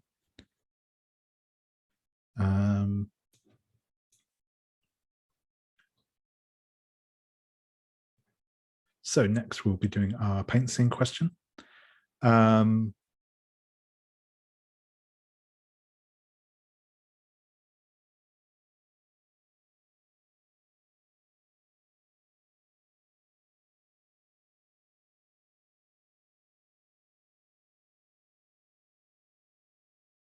Yeah, I think that's well, appropriate, inappropriate. Who's to say? But we're going to do the dining room tonight. You don't take meals together often, but tonight is an exception. What's on the menu? So yeah, if everyone wants to contribute an item to tonight's board of fare, as ever, just feel free to go in whatever order when something comes to you.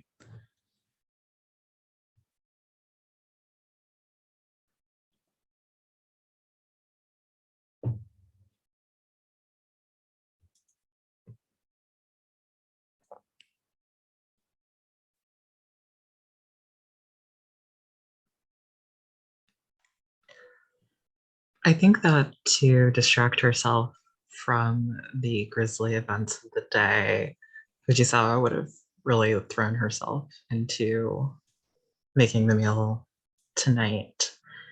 So she has prepared several courses of like very delicately, like lightly seasoned seasonal vegetables,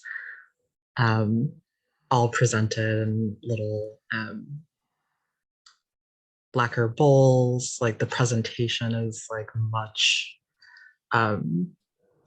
much more intricate than it typically is. And yes, there's no meat to be seen, at least from what Fujisawa has provided.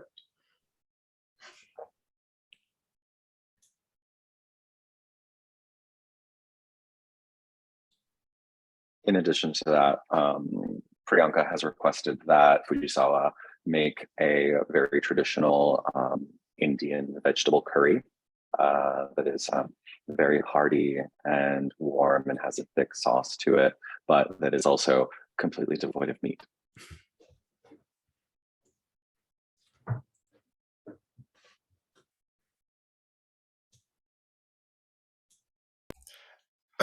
And I think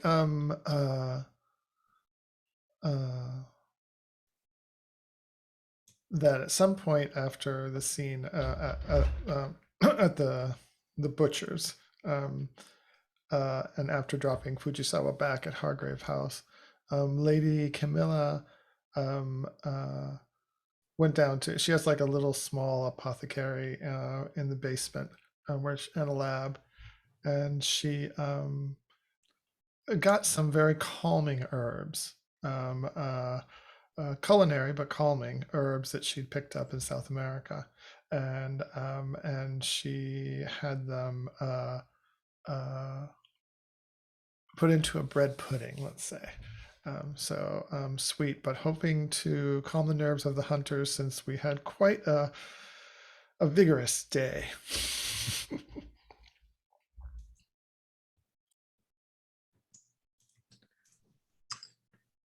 Yeah, I mean, I went ahead and Googled Victorian vegetarian meals, and it's a category, flumery and fiddlesticks. So I think to accompany the bread pudding, we need a flumery, which is like a custard. There's a recipe here for rice flumery, which is ground rice, milk, lemon peel, finely chopped bitter almonds, some sugar, and it's just like a custard. Yeah. Excellent, thank you. So next is for we will go through and just check in what people want to get up to this evening. I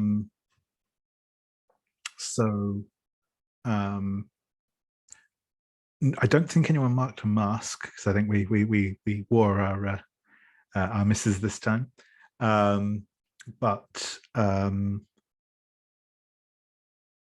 Yes, so we'll just check in what people want to get up to. So I'll go in reverse order this time because I went in the other way around last time. So Professor, what do you want to get up to this evening?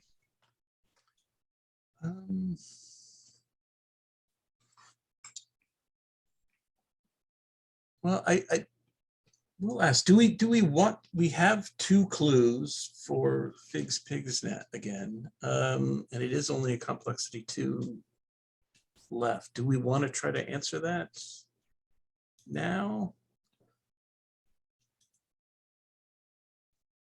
Because I think we've been answering them with just 2 or 3 clues so far. But otherwise,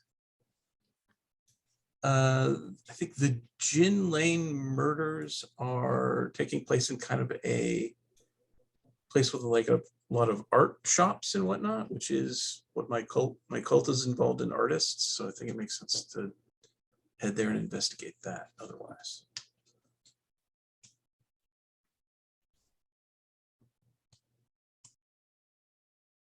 Yeah, sure thing. And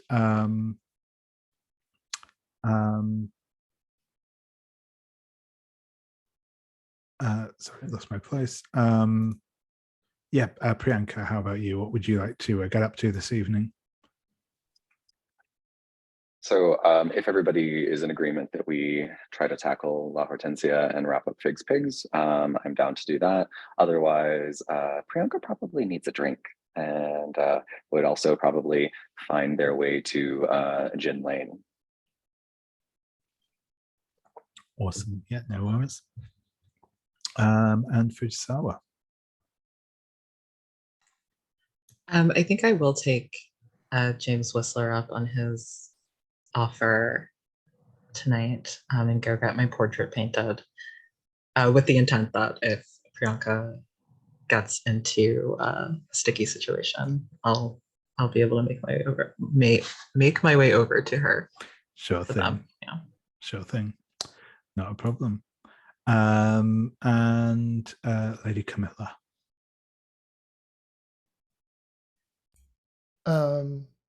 Yeah, I'm open to going after La Hortensia, and yeah, same as Daryl. If not, I'll go get a drink with Miss Bellacqua if she's open. Sure thing. So yeah, I guess I'll throw it over to you. If somebody does think that they've the currently available clues for Figs Pigs are drops of marmalade leading to the trapdoor, and a family portrait of the Figs with a 5th figure whose face is scratched out. The question that you would need to answer for La Hortensia is, what did La Hortensia Fig lose that she's trying to recapture or remember? So if someone thinks I've got an answer for that, feel free to go for that. Otherwise, yeah, maybe we can just carry on with kind of your other plans for the evening. I saw what Priyanka put a daughter. I would love it to be a son, if a 3rd son, the youngest son, just because have a scary idea about how to resolve the threat if it is a son. but if it were so the portrait would be the let's just call it the 4th sibling, right? Or the 3rd sibling. Yeah, I'm sorry, the 3rd sibling, the youngest sibling, and the drops of marmalade could have been his favorite food that that Hortensia still keeps about in the shop and uses in a lot of the baking. And maybe their picture got scratched out because Obert was always jealous of the attention that this youngest child got from La Hortensia. La Hortensia is the mother, right? That's correct. Yeah. That's correct. Yeah. But I'm open to other ideas.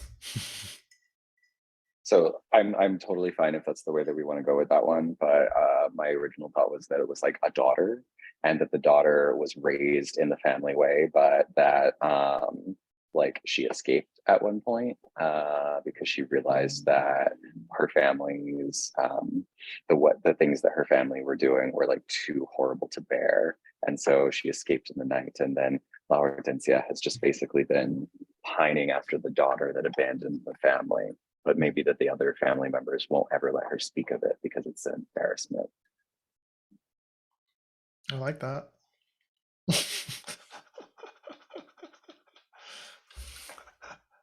I mean, both are tragic and gruesome in their own ways.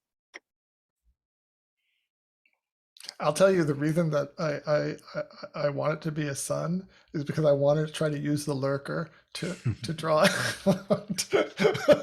Laudentia, but that's my only rationale there. So whatever other folks want, I think either of those would work with the two clues. We also did. We could put a wig. We could. confuse- Sorry, I was just gonna say we could put a wig on Daniel. We regularly did confuse the gender of the vampire the entire time. So Did we? Okay, all right. This is true. Maybe the vampire is non-binary,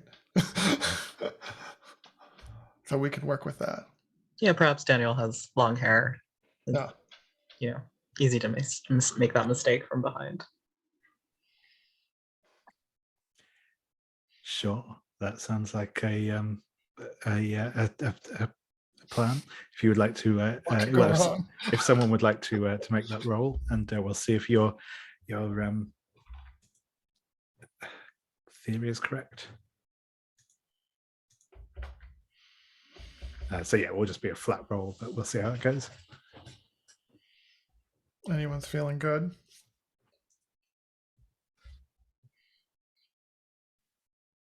the second I volunteer, that's when I'm going to fail the roll. But I guess I can do it. Okay. Moral support. Support for Priyanka. Okay, so are we going with the son or the daughter theory? I'm actually fine either way.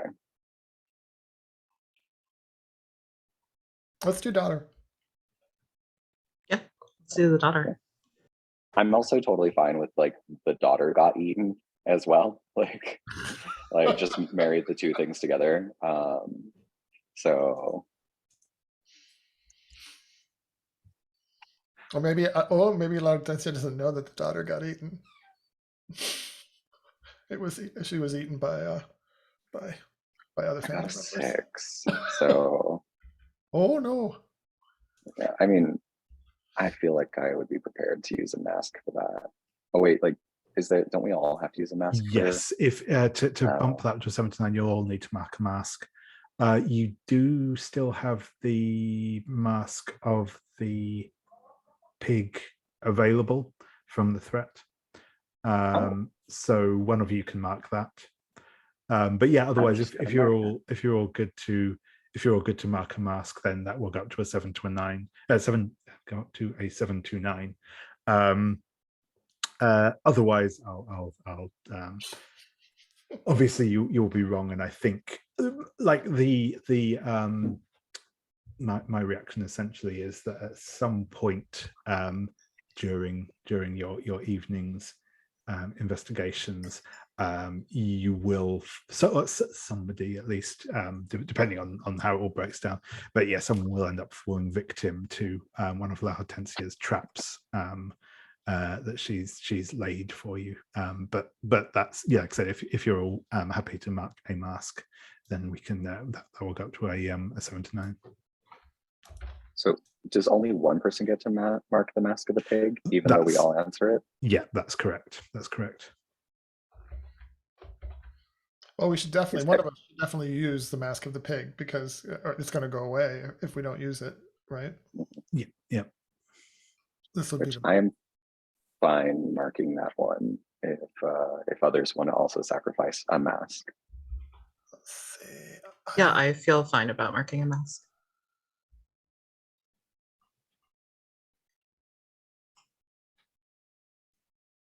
Perhaps this is the mask I should have used on Silas, but his death was not in vain. I don't feel too bad about it. I have 2 masks right now. Oh, sure, I can mark another mask. Let's see what I'll do. Okay, I got it. I will mark a mask of the past. Cool.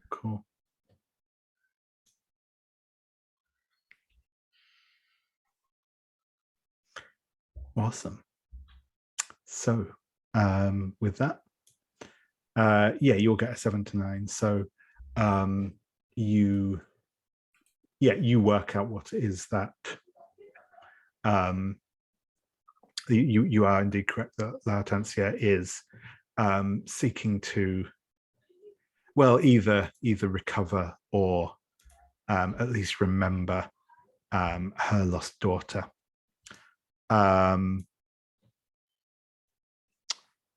So you will be able to track her down to where she is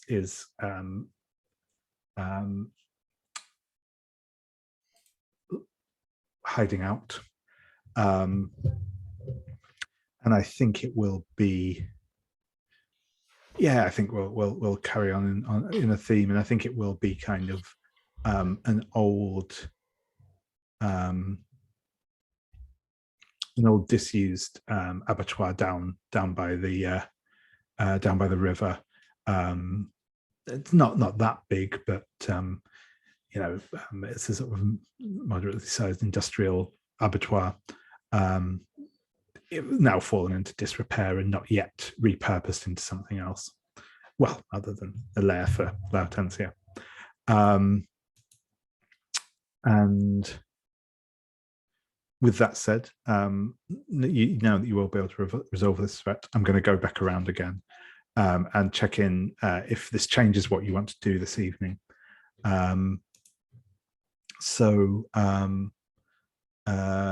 Professor, do you want to? Do you still want to go ahead with investigating the Gin Lane murders, or do you think you want to get involved in the figs or something else entirely?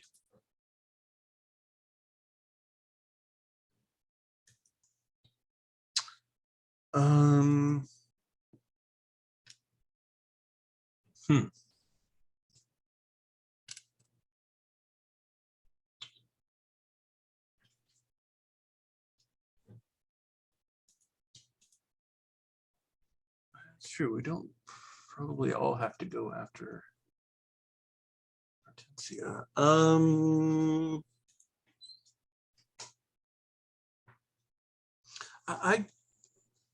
Yeah, I'll stick with my original. I'll head to Gin Lane and check it out. Sure thing. And Priyanka, how about yourself? Are you going in on the hunt for Lautancia, or do you want to stick with your original plan, or again a third option? I think I'll go after Lautancia. Sure thing. And Fujisawa? Yep, I'm still gonna hang out with James. Fair. Sounds like a much more sensible plan. And Lady Camilla? I'll accompany Priyanka to find Laudensia.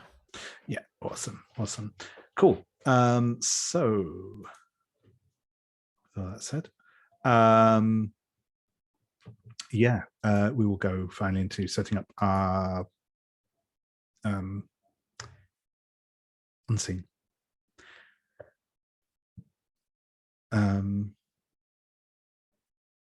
No, actually, let's go for this one.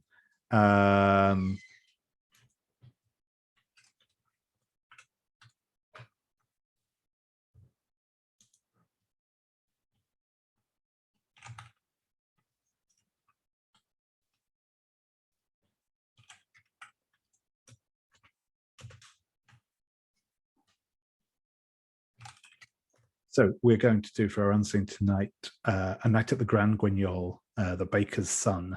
This is the very first entry in the unseen tab. So in the top left corner. So the first one's a paint the scene, which everyone will do. The second prompt will be for Brian, the third for Daryl, and the fourth for Elle. And night at the Grand Guignol. So every class of people in London is represented in the audience at the Teatro Grand Guignol. They have come to watch the newest production, The Baker's Son, a story filled with romance, heartbreak, and bucketfuls of blood. So for the first paint the scene question for everyone, As the limelights pop to life and the crimson curtain is raised, what do we see as our eyes scan the stage that tells us this is the story of a humble baker's son? I think makes sense that there's an oven on the stage in the back, a big stone baking oven, and there are kind of those fake little cellophane flames fluttering inside of the oven. Awesome, awesome.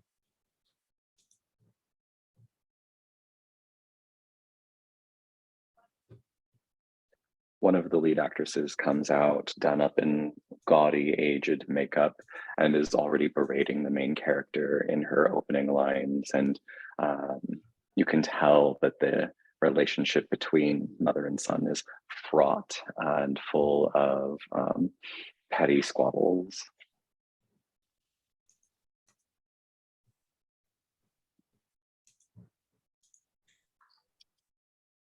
And I think as the actor playing this main character comes onto the stage, saying, yes, mother, and the audience sort of cheers. I think he's a very popular actor, sort of testing his chops by playing this very pared down part.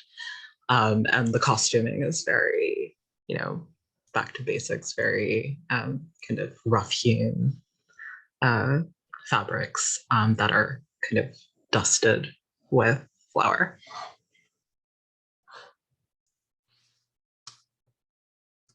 And well, he's wearing like a baker's apron. He to start with, he's not baking, but actually sweeping up the floor, just so we see that this isn't a baker with a lot of people working under them. He's doing all the work, all the tasks that need to be done to maintain the bakery. Excellent, excellent. So with that, we will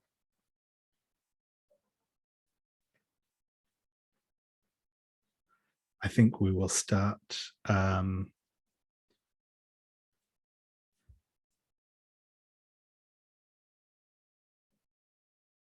I think we'll start with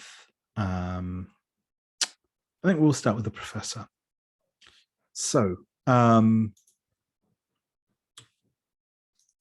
me remind myself briefly. So yeah, you're checking out. So yeah, Gin Lane.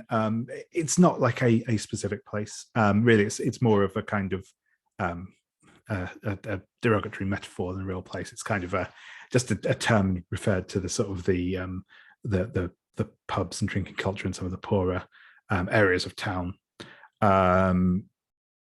There are kind of enclaves of the of both the destitute and sort of working poor all over the city.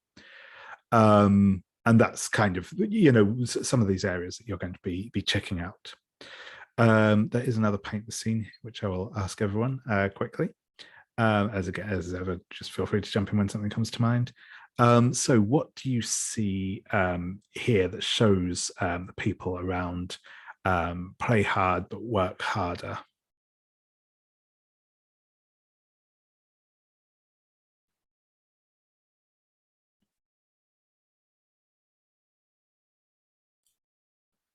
Is that for all of us, David? That is for everyone. Yep, that's right.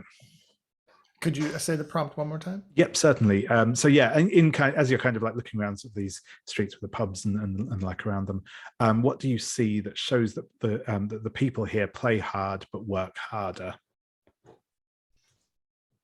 I think there's just little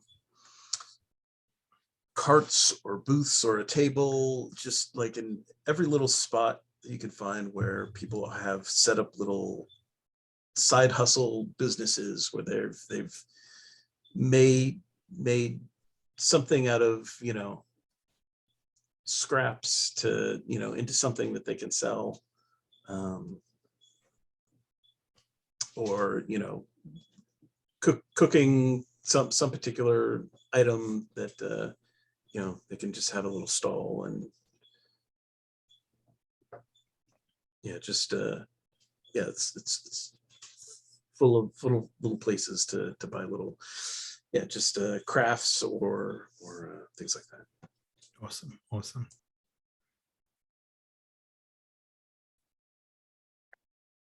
The thing you see is that all of the people who are walking up and down the lane are they're not well dressed in the means that their clothes are like new. Their clothes are all well mended. There's, you know, patches on the knees of trousers. There's, you know, like the dresses are obviously well cared for, even though they're a couple of years old and out of season. These people are, there's something about this place and about them coming to this place where they try to put on like their nice clothes to try to maybe impress other people. And you can tell that like they're clothes that have been like well kept for.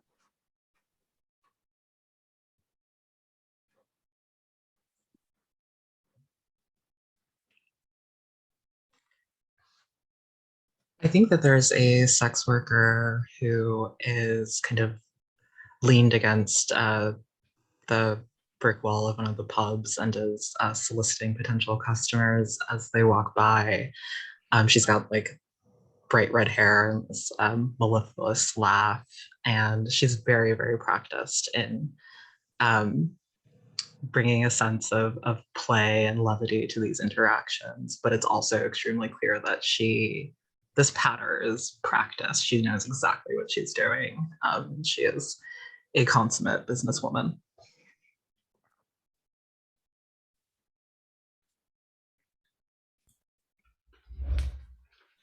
And I think passing one of the alleyways, there's a group of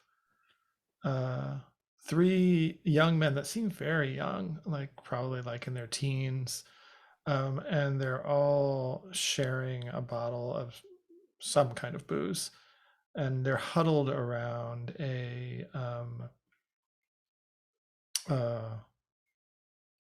like a barrel that has a metal barrel with a fire inside of it, and the flames are licking up and lighting up their faces, and you can see in their faces are covered in soot, and look, even though their bodies look like they're teenagers, their faces look worn, like much older than they should look. And it's kind of ghoulish to see the light coming up from beneath them, illuminating their worn faces. Awesome. Thank you very much. So yeah, Professor, what's kind of your approach to sort of having a look around here? Is there anywhere in particular you want to go to? You obviously the pub where the most recent attack happened was the bunch of grapes, I think I said. I will remind myself that briefly. Yeah, the bunch of grapes. But yeah, there are. But yes, there is. You know, there are several different pubs around here, varying types, and that you can kind of look out for if you want, and or if you just want to kind of get a. Yeah, I guess so. I'm talking with myself around in circles, but yeah, what are you thinking of? I suppose I will use my new ability, the person on the street, and just get a drink and fade into the background and observe. Excellent. Cool. So yeah, awesome. I will. I'm just going to remind myself of that one. So yes, when you fade into the background, blend in the crowd, act like you belong.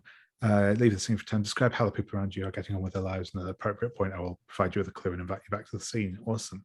So I'll probably come back to you in a minute because I feel like we've just had a little bit of a discussion of sort of what's going on in here, but I'll probably check in with you again in a short while just to see how that's going on, and then we'll see what you find out. So yeah,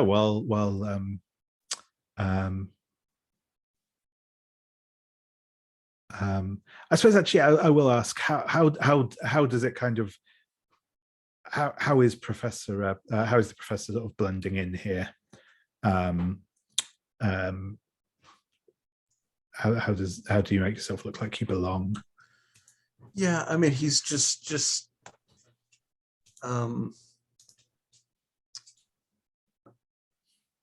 nursing a drink, kind of head down, just trying to look as boring and uninteresting to talk to as possible, so that he can just kind of look over everyone. And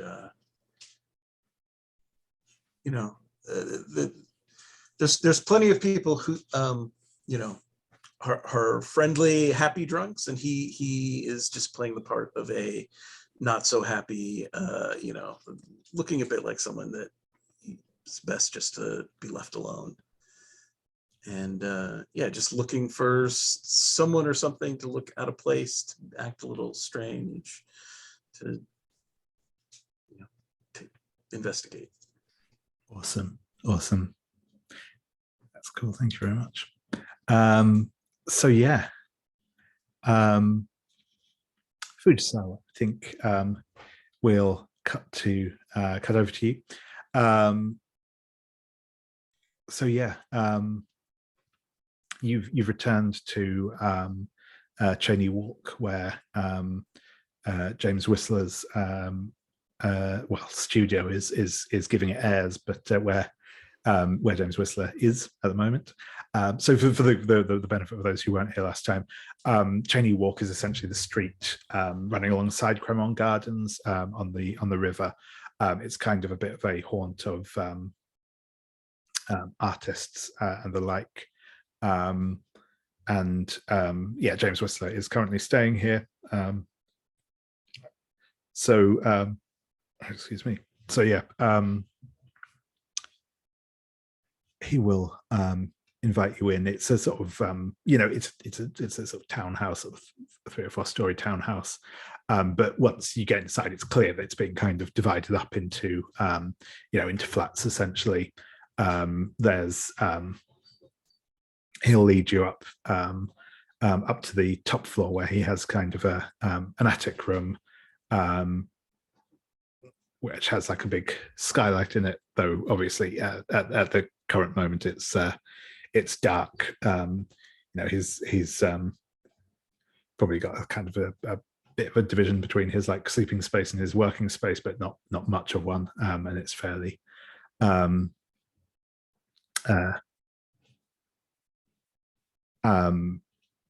yeah, it's a fairly sort of small space that he's in. And say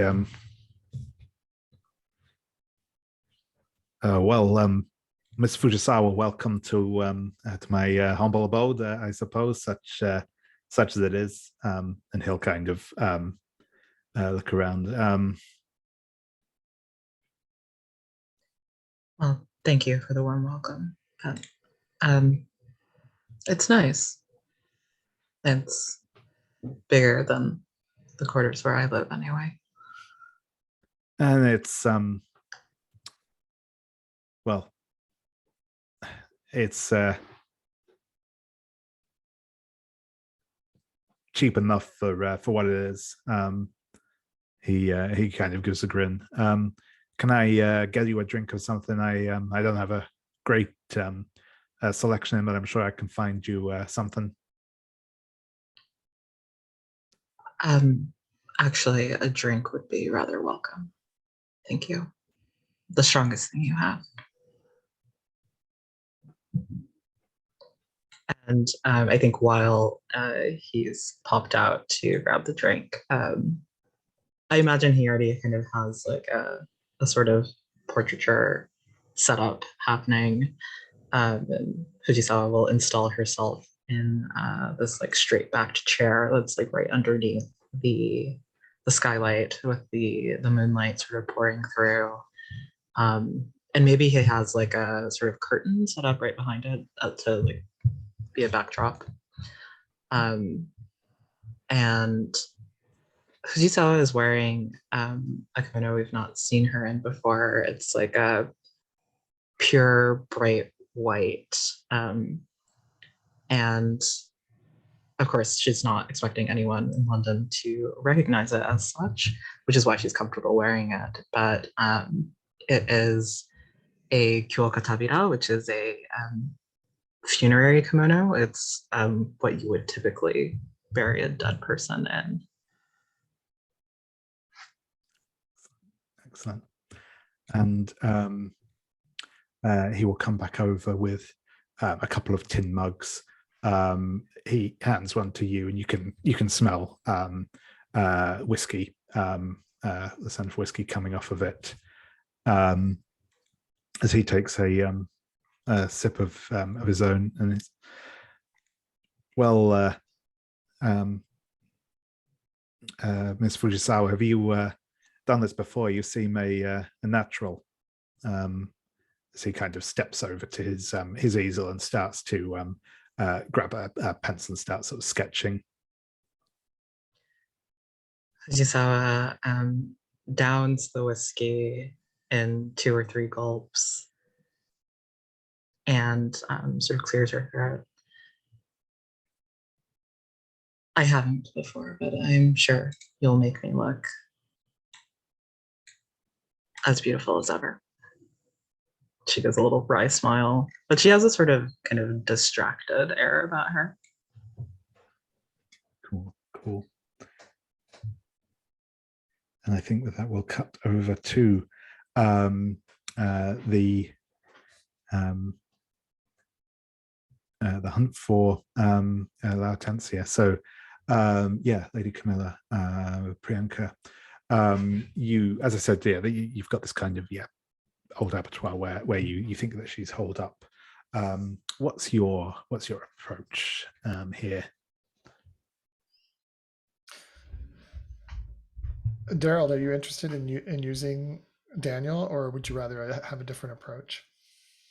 I mean, we've already been practicing our nursery rhymes and our like children's songs, so I think that to not go through with it would be a waste of our time. Yeah, I just have this picture of Lady Camilla and Priyanka walking, and we're holding hands with Daniel, who's walking between us, and we're telling him about what's going to happen. And so we're so glad to have you with us, Daniel. We're going to be playing a game tonight. Isn't that right, Miss Bellacqua? Yes, a very exciting game. And if you're a very good child, then there might be time for a midnight snack before you go to bed. A special prize for you. But it's a play acting game. Do you like those kinds of games, Daniel? I suppose I do, Miss. I suppose so. I mean, it's been a little while since I could, but well, we're going to find someone, a playmate for you. She will play your mommy, and you will play her daughter.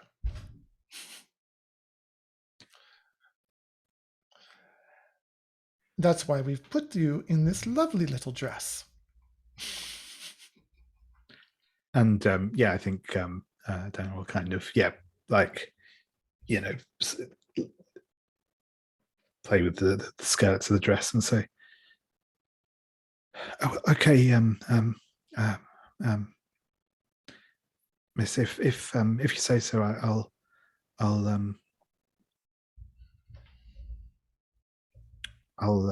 do that." Now remember, Danielle, clothing is just costumes. You can pretend to be whoever you want, and it doesn't have to mean anything.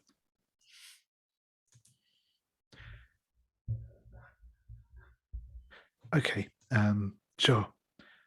So is it in here that we're going?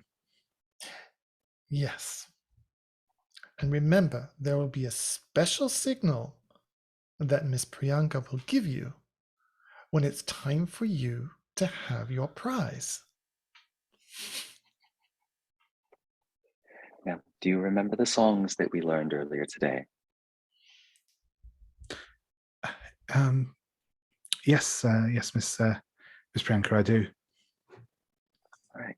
Well, remember how we said it. You're just going to dash in there and start doing a little dance and singing the songs as loud as you can. All right? Okay, yeah, sure thing. Well, he won't say sure thing, but yeah, he'll say, of course, I'll do that. And I think I'm going to ask you here to make me the knight move, Priyanka. I think this is probably going to be presence. Probably makes the most sense here. I think for kind of your coaching of Daniel. It's going to have a quick look at the conditions you have at the minute.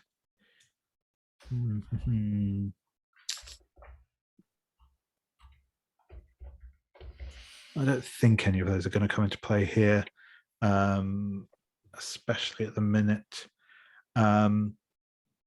And I'm going to ask, what are you afraid will happen here if you fail or lose your nerve, or your coaching of Daniel has not been sufficient? I'm kind of afraid that Daniel will get hurt, actually. I'm afraid that La Hortensia will find some way to subdue or even kill him. Yeah.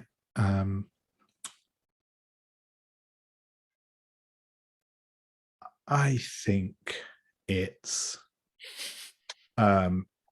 worse than that. Yeah, Daniel will be harmed. But not only that, it won't be. He will be basically caught in a trap of some description. But he also won't draw La Hortensia out, so you still won't have any idea where she is, and she will almost certainly be stalking you at that point. So I have a +2 in presence. I'm going to roll. That's an 11. 11. Excellent. So I think we're going to go to our next unseen. So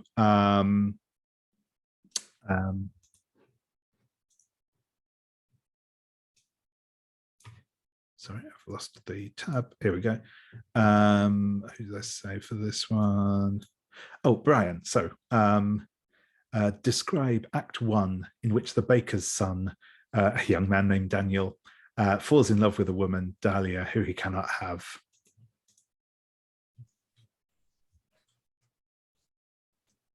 Yeah, I think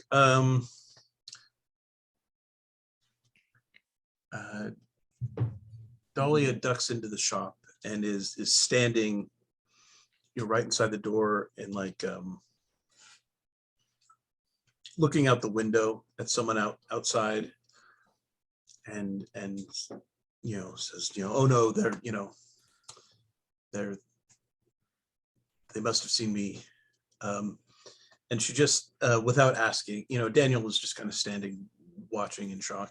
She's dressed, way too nicely to even shop at his, humble bakery. And she, ducks under the counter and says, you've got to hide me, this, my parents want me to marry this dreadful man. And so they, move back into the bakery with the oven set. And, there's a scene where,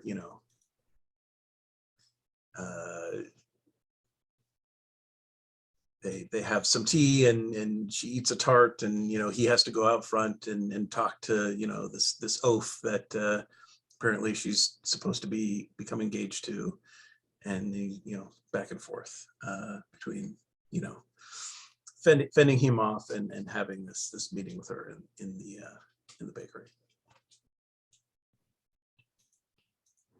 Awesome. So yeah, Fujisawa, I'll come back around to you.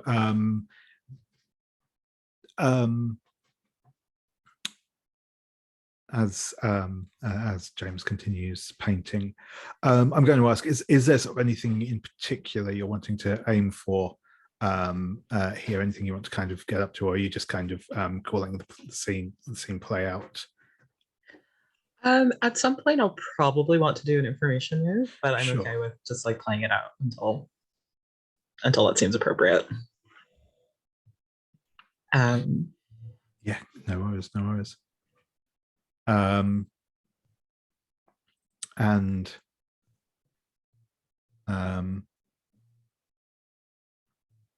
he will, yes, he sort of continues painting and says,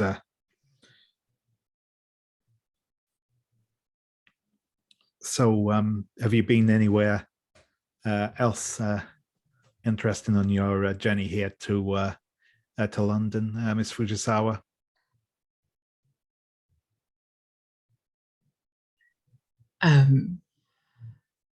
A few places, but I'm sorry if I seem not quite present. I saw a friend of mine eviscerated today. Or friend is probably a strong word, but he was a very good butcher. Wow, I'm sorry to hear that, Miss Fujisawa. That sounds awful. Eviscerated. That's not something you hear every day.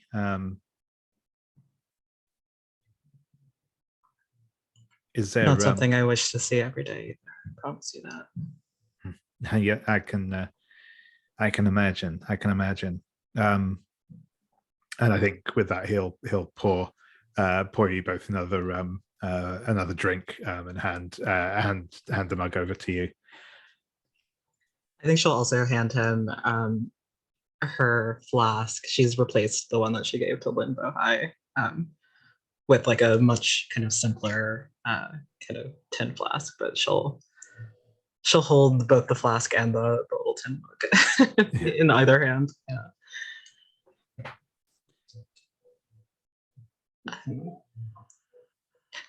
Can I ask you a strange question, James? I think you've certainly earned that.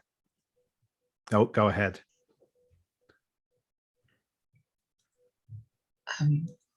Well, I've lived long enough at this point to begin to notice certain patterns in my life. And the one that sticks out to me lately is that people close to me tend to die. And I don't always have anything to do with that. What does your artist's eye see? Do you think I'm cursed?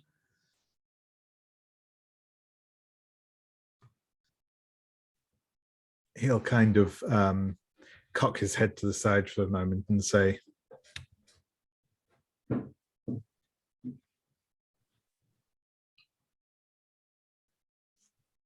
I don't know about cursed. I'm not sure if I believe in that kind of thing, but it certainly seems that some people attract tragedy to them. Some of them intentionally, but certainly not all of them.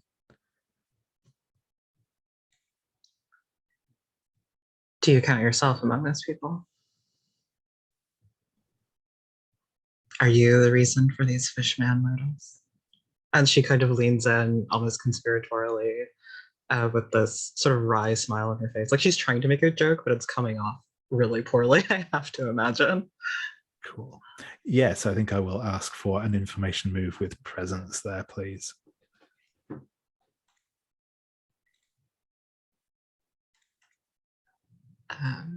Yes, one moment.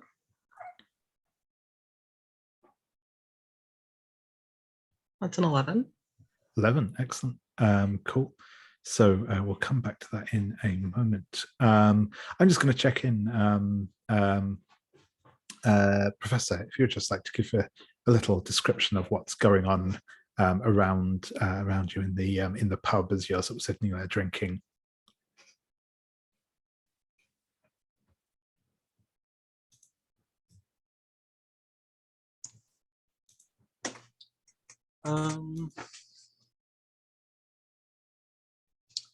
Yeah, I think things get more rowdy as the night goes on and people get more inebriated. See people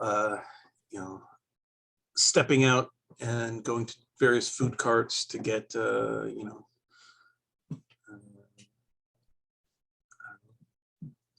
something on a stick or a hand pie or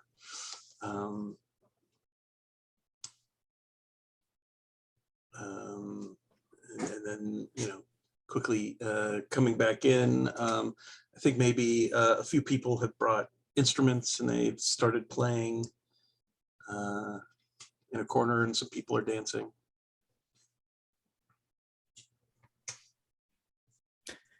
Awesome, thank you. So yeah, as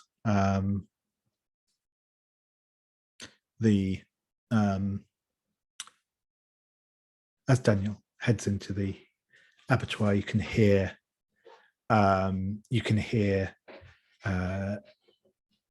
his voice ringing out, echoing in the space inside, and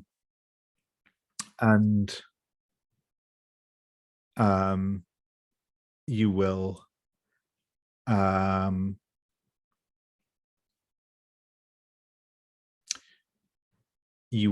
kind of hear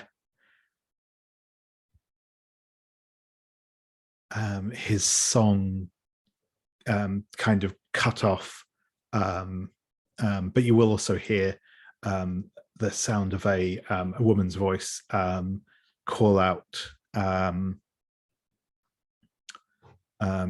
name, and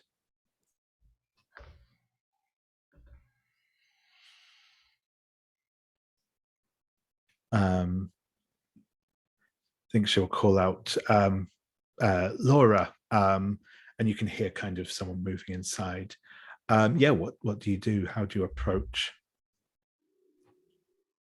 Can I flashback just a tiny bit? Yeah, sure. Before we sent Daniel in, I think Lady Camilla, there's so this is it's a two-story kind of space, and there's a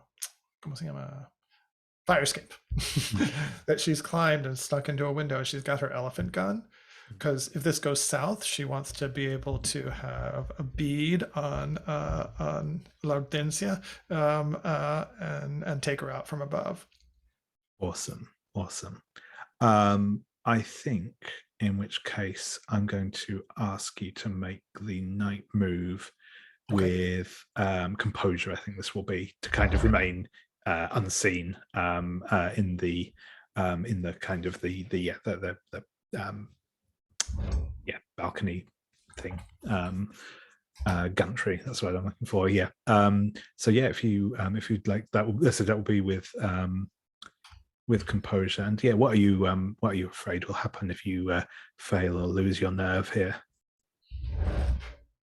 I'm afraid that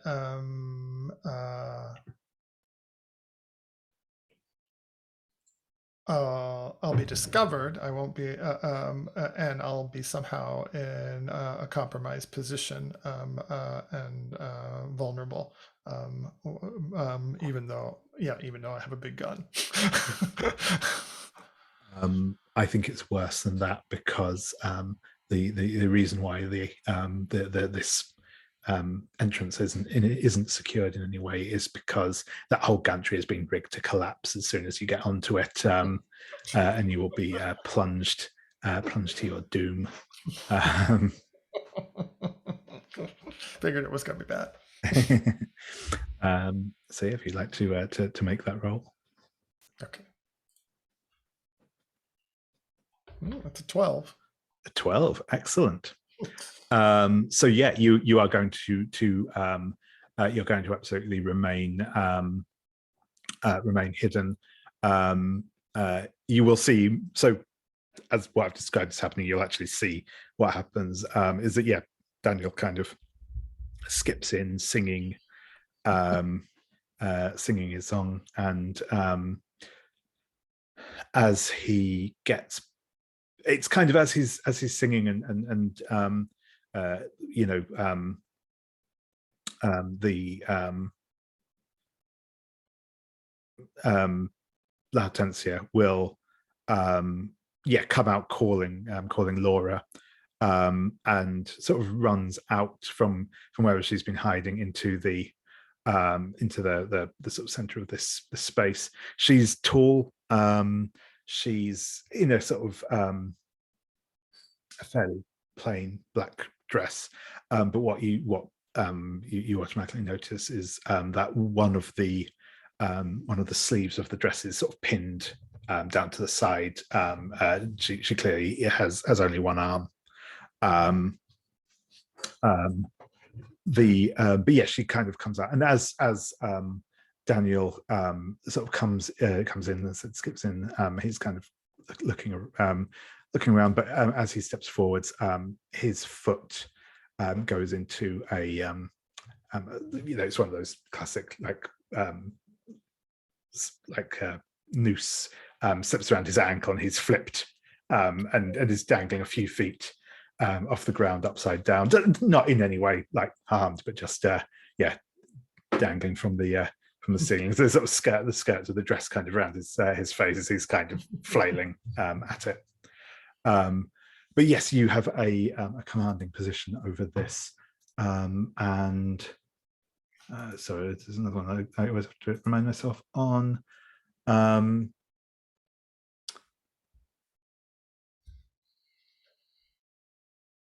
Yeah, and I think the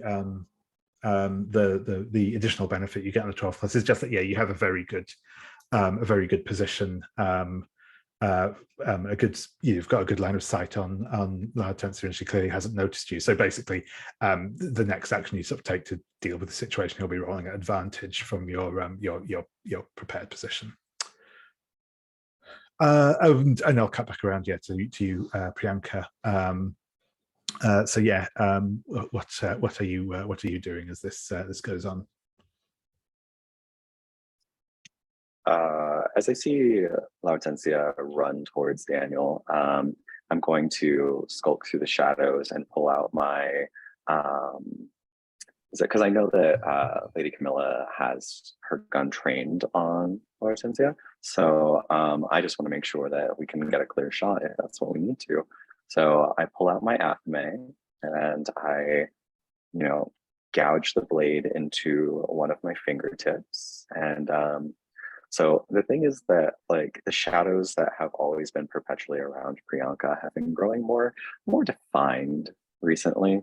Our time convalescing in the convent has not in any way lessened those spirits. And then as Priyanka lowers their hand and lets the blood drizzle down their fingers and starts to mix it while chanting their rituals, you almost see small little like shadows lapping at the blood, tasting it between their fingers. And at that point, Priyanka lifts their hand and attempts to trap a specific person or creature where they stand. And I'm going to use my right of salt and smoke to try to pin La Hortensia into place and commune with her, maybe get her to turn herself in, or we'll maybe have to put her down. Sure thing. So yeah, yeah, if you would like to make that roll, that will be with sensitivity, obviously. I think I am going to call your bloodthirsty condition in on this to give disadvantage as you're trying to just kind of hold her in place. And I think maybe the forces you're calling on want a little more out of this. Well, considering I rolled a 6, a 5, and a 5, that's still a 13. Excellent. So I just have to remind myself of this one. So yeah, right sort of smoke on a 12 plus. If you have, you can unmark the cosmic passage if you have already marked it, and the effect happens without any further complication. So you command the shadows, and they kind of grasp at her as she kind of struggles against them, but she isn't able to get purchase, and she will call out, "Who are you? What are you doing to me? What is this?" I want to be clear that no one can actually see the shadowy figures that are holding. Oh yeah, her down. sure. It just looks like she's actually been like changed in place by invisible forces, and we come around her and look her in the eyes, and we say,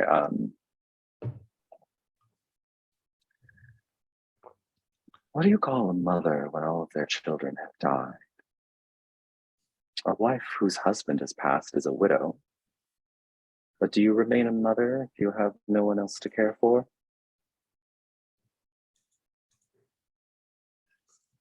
So I think we'll cut over there to our next unseen.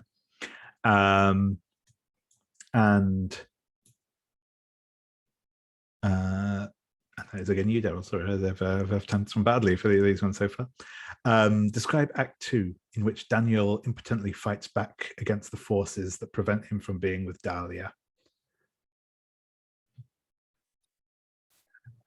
So this particular sequence of scenes in the play take on an increasingly frenetic energy. So Daniel is strutting across the stage, trying to reach Dahlia, who stands at the far stage left. And every time he gets close, someone new walks on the stage and pushes him back and throws more of requirements upon him. And at first, it's his mother who, talks about school and about becoming a better bread maker. And then, of course, it's his father who talks about how he's letting down the family and how he's not dedicating enough time to it. And he breaks free of them only to get pushed back by a school marm.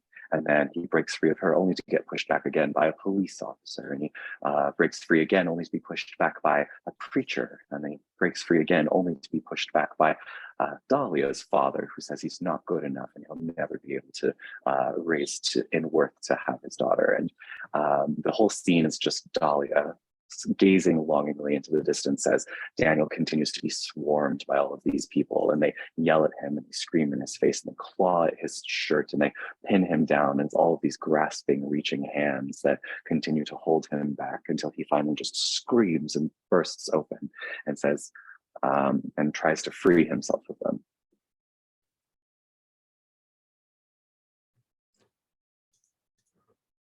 Awesome, thank you. So, Professor, you are sat at the bar, minding, well, not minding your own business, but seemingly minding your own business, as someone takes a seat next to you. He's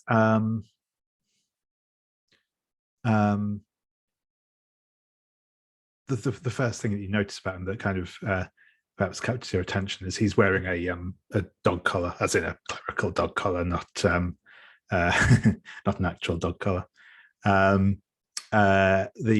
He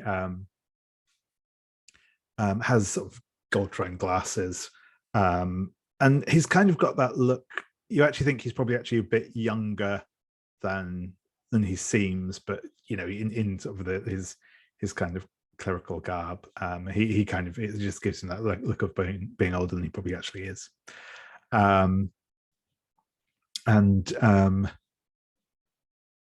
He says,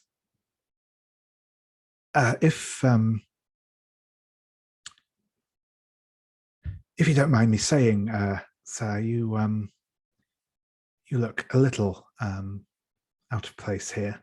And he will kind of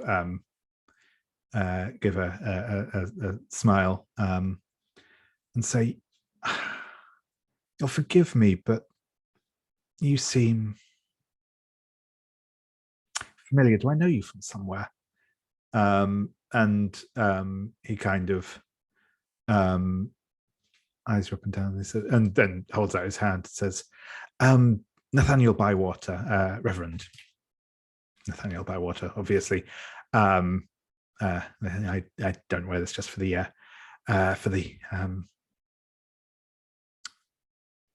fashion statement. He gives another kind of smile.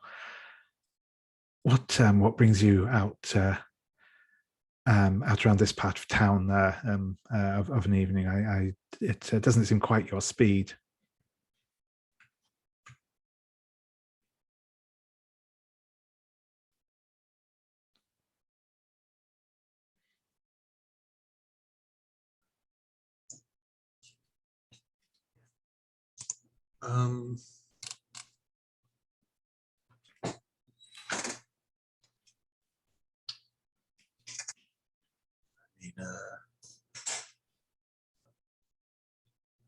Drink and a bite to eat. Say that's almost anyone's speed. I suppose you're not entirely wrong there. And he'll kind of look around and say,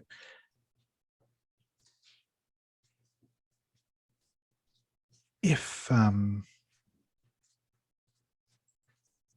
you're interested in a slightly higher quality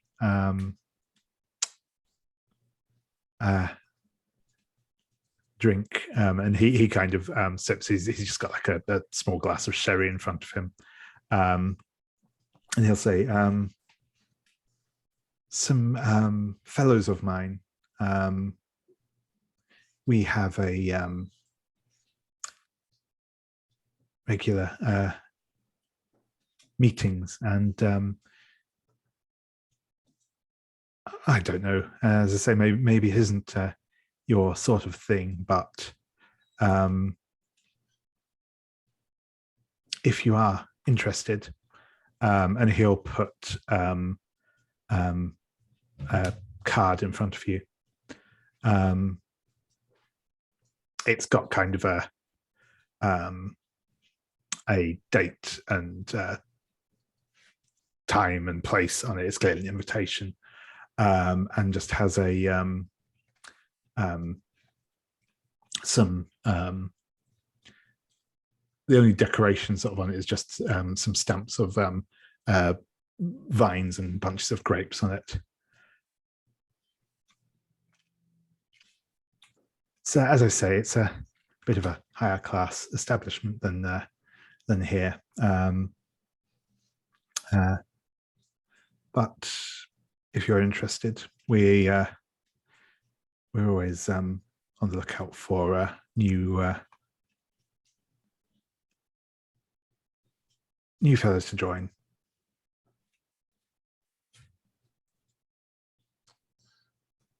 Thank you for the invitation. Quite all right. And he'll kind of finish off his drink and say, "Well, I just stopped here on the way from some church business. You know how it is, but maybe I'll see you again. See you around again soon." And he'll kind of wave and head out of the pub.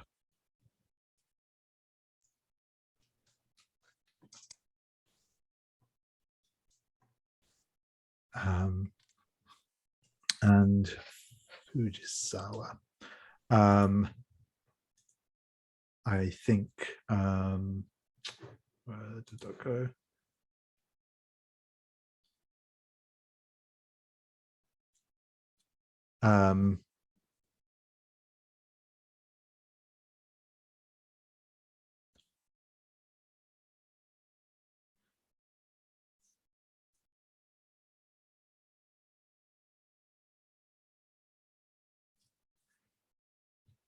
He will say,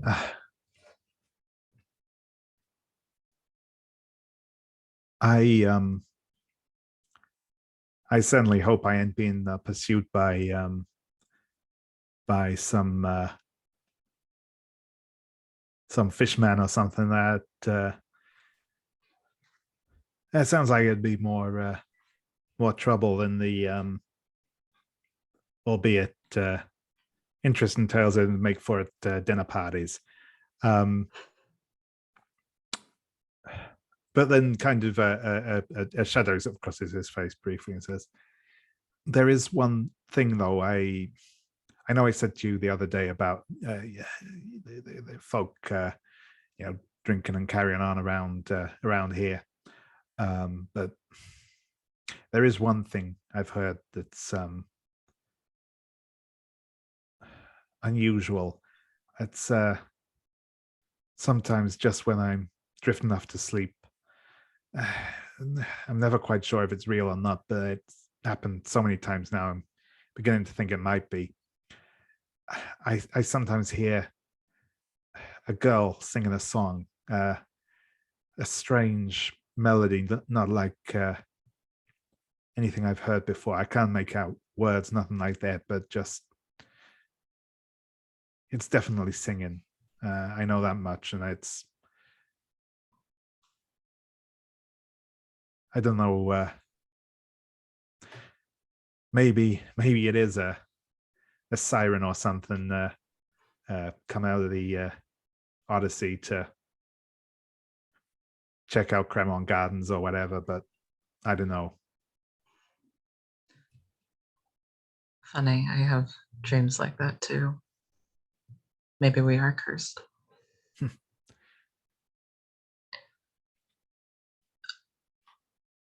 Do you think that if there were to be some dark malediction hanging over my head, do you think I could be forgiven for wanting to get close to people anyway?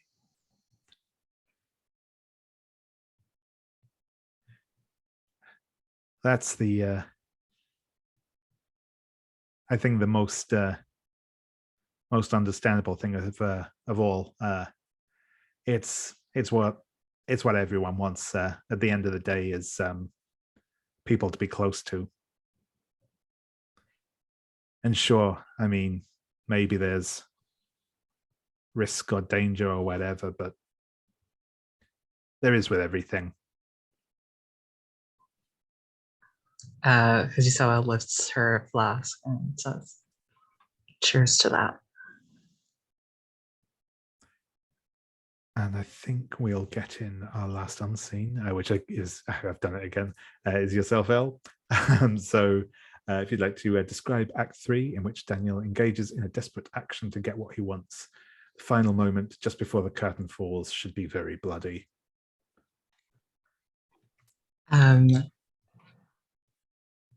I think we see Daniel, the baker's son, in the early morning before the bakery opens, before the first rush of customers. And he has lured his rival for Dahlia's love into the bakery kitchen with promises, I think, not only that he won't continue to pursue Dahlia, but that he wants to help this rival convince her that the rival is the best match for her. And there's a sort of,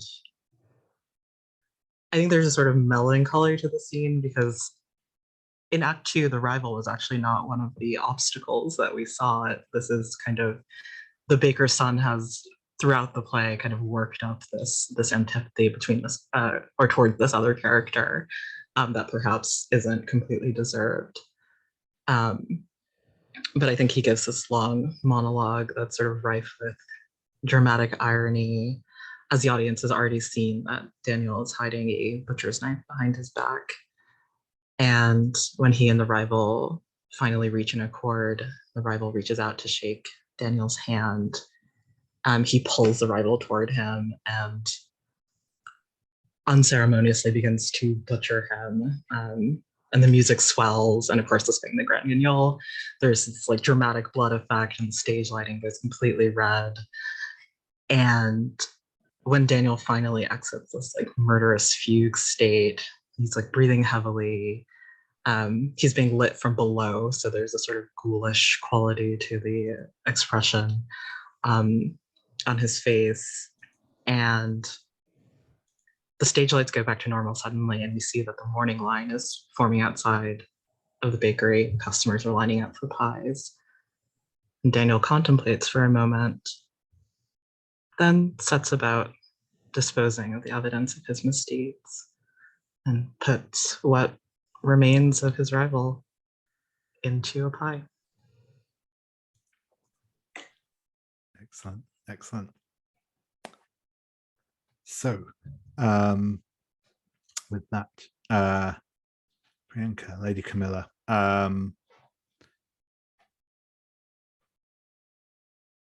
think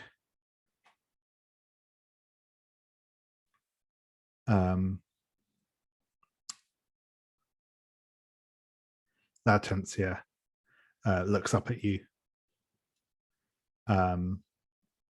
Priyanka, and spits as she said,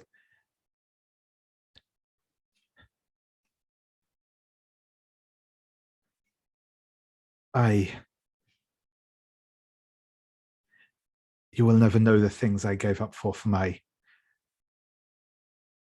children.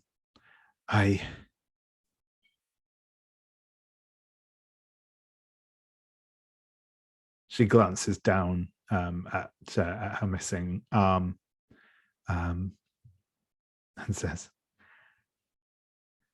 I fed them my own flesh to keep them alive, and now you've taken them from me. There is nothing, no barrier I won't cross to end you and everyone who has harmed my boys. Mark my words.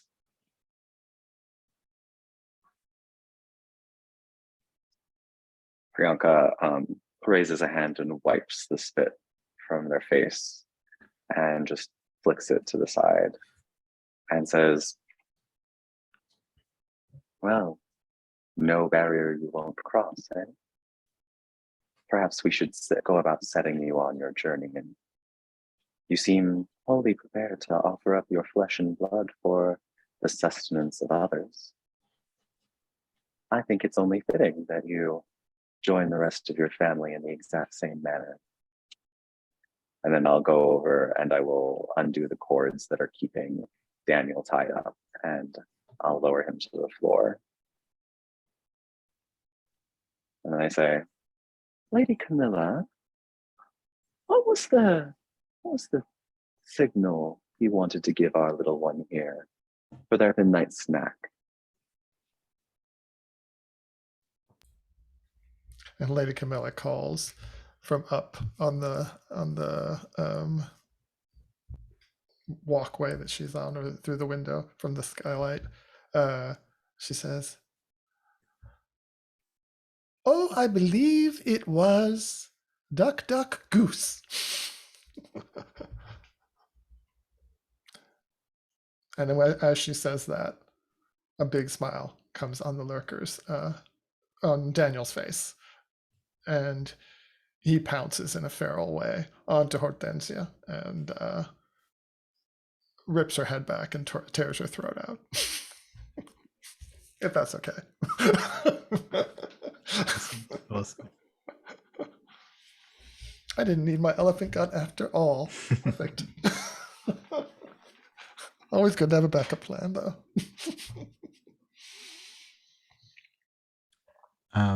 Awesome. And yeah, I think that's where we'll leave that. Just going for moments. I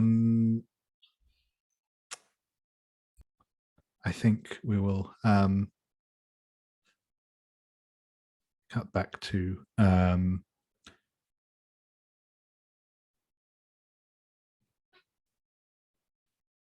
Fujisawa, and I think James will just say, I mean, I don't want you to get the wrong idea. This isn't. I'm not always so forward, but after our conversation, I'd feel an absolute heel if I didn't ask if you wanted to stay the night.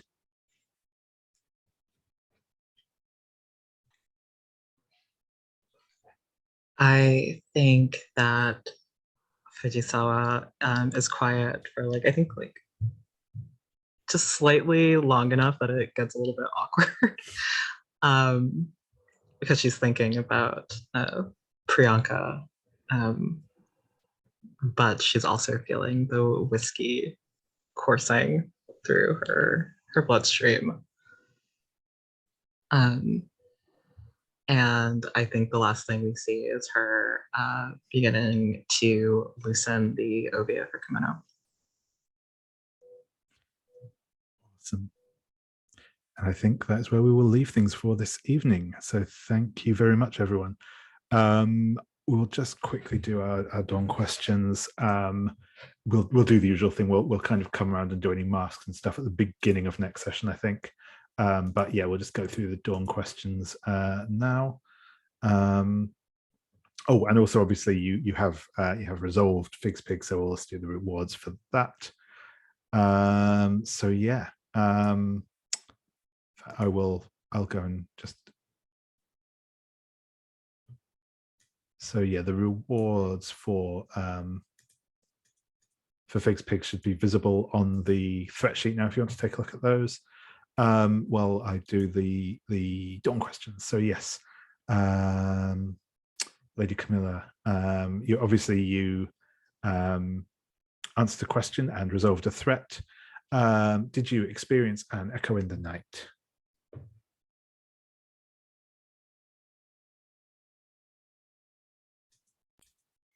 Oh, is that me? Yes. I did the oven in the play and the burning barrel in the on the street. Yep. Awesome. Next is yeah. Did you use your loyalty to Her Majesty to justify your brutal actions? I didn't mention Her Majesty by name, but I think the way I took out Franklin was for the sake of civil society, British civil society. So I would say that was pretty brutal. Sure thing. And did you leverage your social status to gain the upper hand? I don't think she did that explicitly. Yeah, no, I'd probably agree. Not. I mean, I suppose you could. Just goes by who she is. Yeah. No, that's right. I think. Yeah, no, that's cool. Yeah, so Fujisawa. Again, obviously, first two questions are yes. Did you experience an echo in the night? Yes, the boys at Gin Lane, their like ghoulish expressions being lit from below, and the baker's son in the play. Yeah, excellent. Did you have a scene showing your secret private life in London? With James, I think, yeah. Yeah, absolutely. Did you subtly express sexual desire for your employer in the way you dressed them or served them? Not this time. No, that's cool. And Priyanka, again, yes to the first two. Did you experience an echo in the night? Yes, Act 2 mirrored the way that La Hortensia was subdued by the demons as the bigger son was subdued by those around him. Yep, excellent. Did you have a face-to-face encounter with a dark entity? A few of them. And then I brought my own to the party too. Yep, absolutely. And did you perform a ritual? Yes, I think, again, several examples of that one. Brilliant, thank you. And those again, yes to the first two. Did you experience an echo in the night? Yeah, the food in the bakery and the food at the stalls and the. Yeah, no, that's cool. That's cool. Did you watch someone you were interested in from afar? I think so. Eloise was standing back and watching Priyanka run forward, and yeah, I think that's him. Cool. And did you allow someone to talk down to or dismiss you? I don't think so. No, I don't remember anything of that sort, so that's cool. But yeah, no, that's brilliant. Thank you, everyone. And yes, I'll just quickly recap over the rewards that you have. So you have Obert's Fig. I'm losing the ability to speak. Obert Fig's butcher knife, which gets added to your personal quarters. A large baking peel with the shape of a pig carved into it, added to your personal quarters. A holy symbol of Moch, describe it and add it to your personal quarters, and then tell the keeper to unmark the mask of the pig if it has been marked. The mask of the pig can be marked by any hunter while investigating any threat. So it essentially gives you an extra mask to play around with. A memento, and then two basically mementos.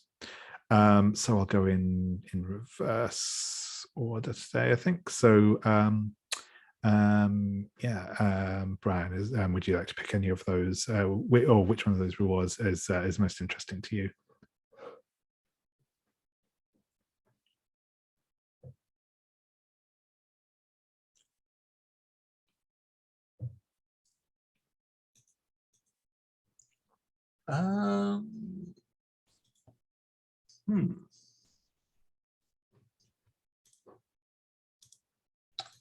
Well, I just marked my weapon, my staff, so maybe I'll add a butcher's knife. Sure thing. Sure. Awesome. And Priyanka? I think it makes sense for Priyanka to take the holy symbol of Mach. We like to collect the things of the lesser gods, trinkets as they were. I could definitely see either the professor or Priyanka going for that one. Yeah, so that's cool. And Elle. I think I'll take a memento from the investigation. Jose, will you tell me what that is?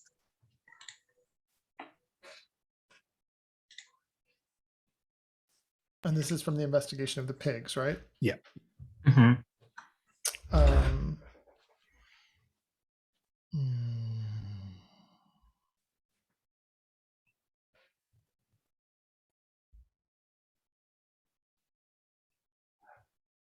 I think it's a memento of your friend Silas, who passed away. It is, his favorite boning knife. Love that. Thank you. And Jose, for your one now. I'm not sure what I would do with a baking peel with the shape of a pig carved on it. So maybe I'll just ask for a different memento from someone.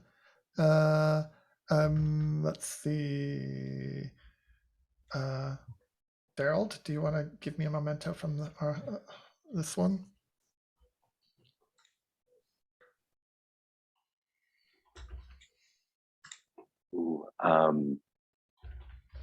La Hortensia had on her possession as she was being devoured some jet funerary jewelry for her lost daughter. Okay. Thank you. And should I do Memories of the Servant? Oh, yes. Yeah, go ahead. Yeah.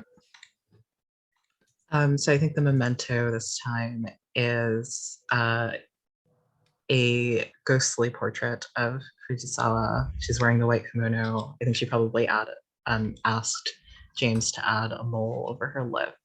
And there's a ripple in the curtain behind her in the portrait that looks strangely like the outline or silhouette of a woman standing behind her. And Fujisawa will give that to Priyanka the next morning out of guilt, because she feels that sleeping with James was a betrayal of some kind, even though they're not actually romantically involved.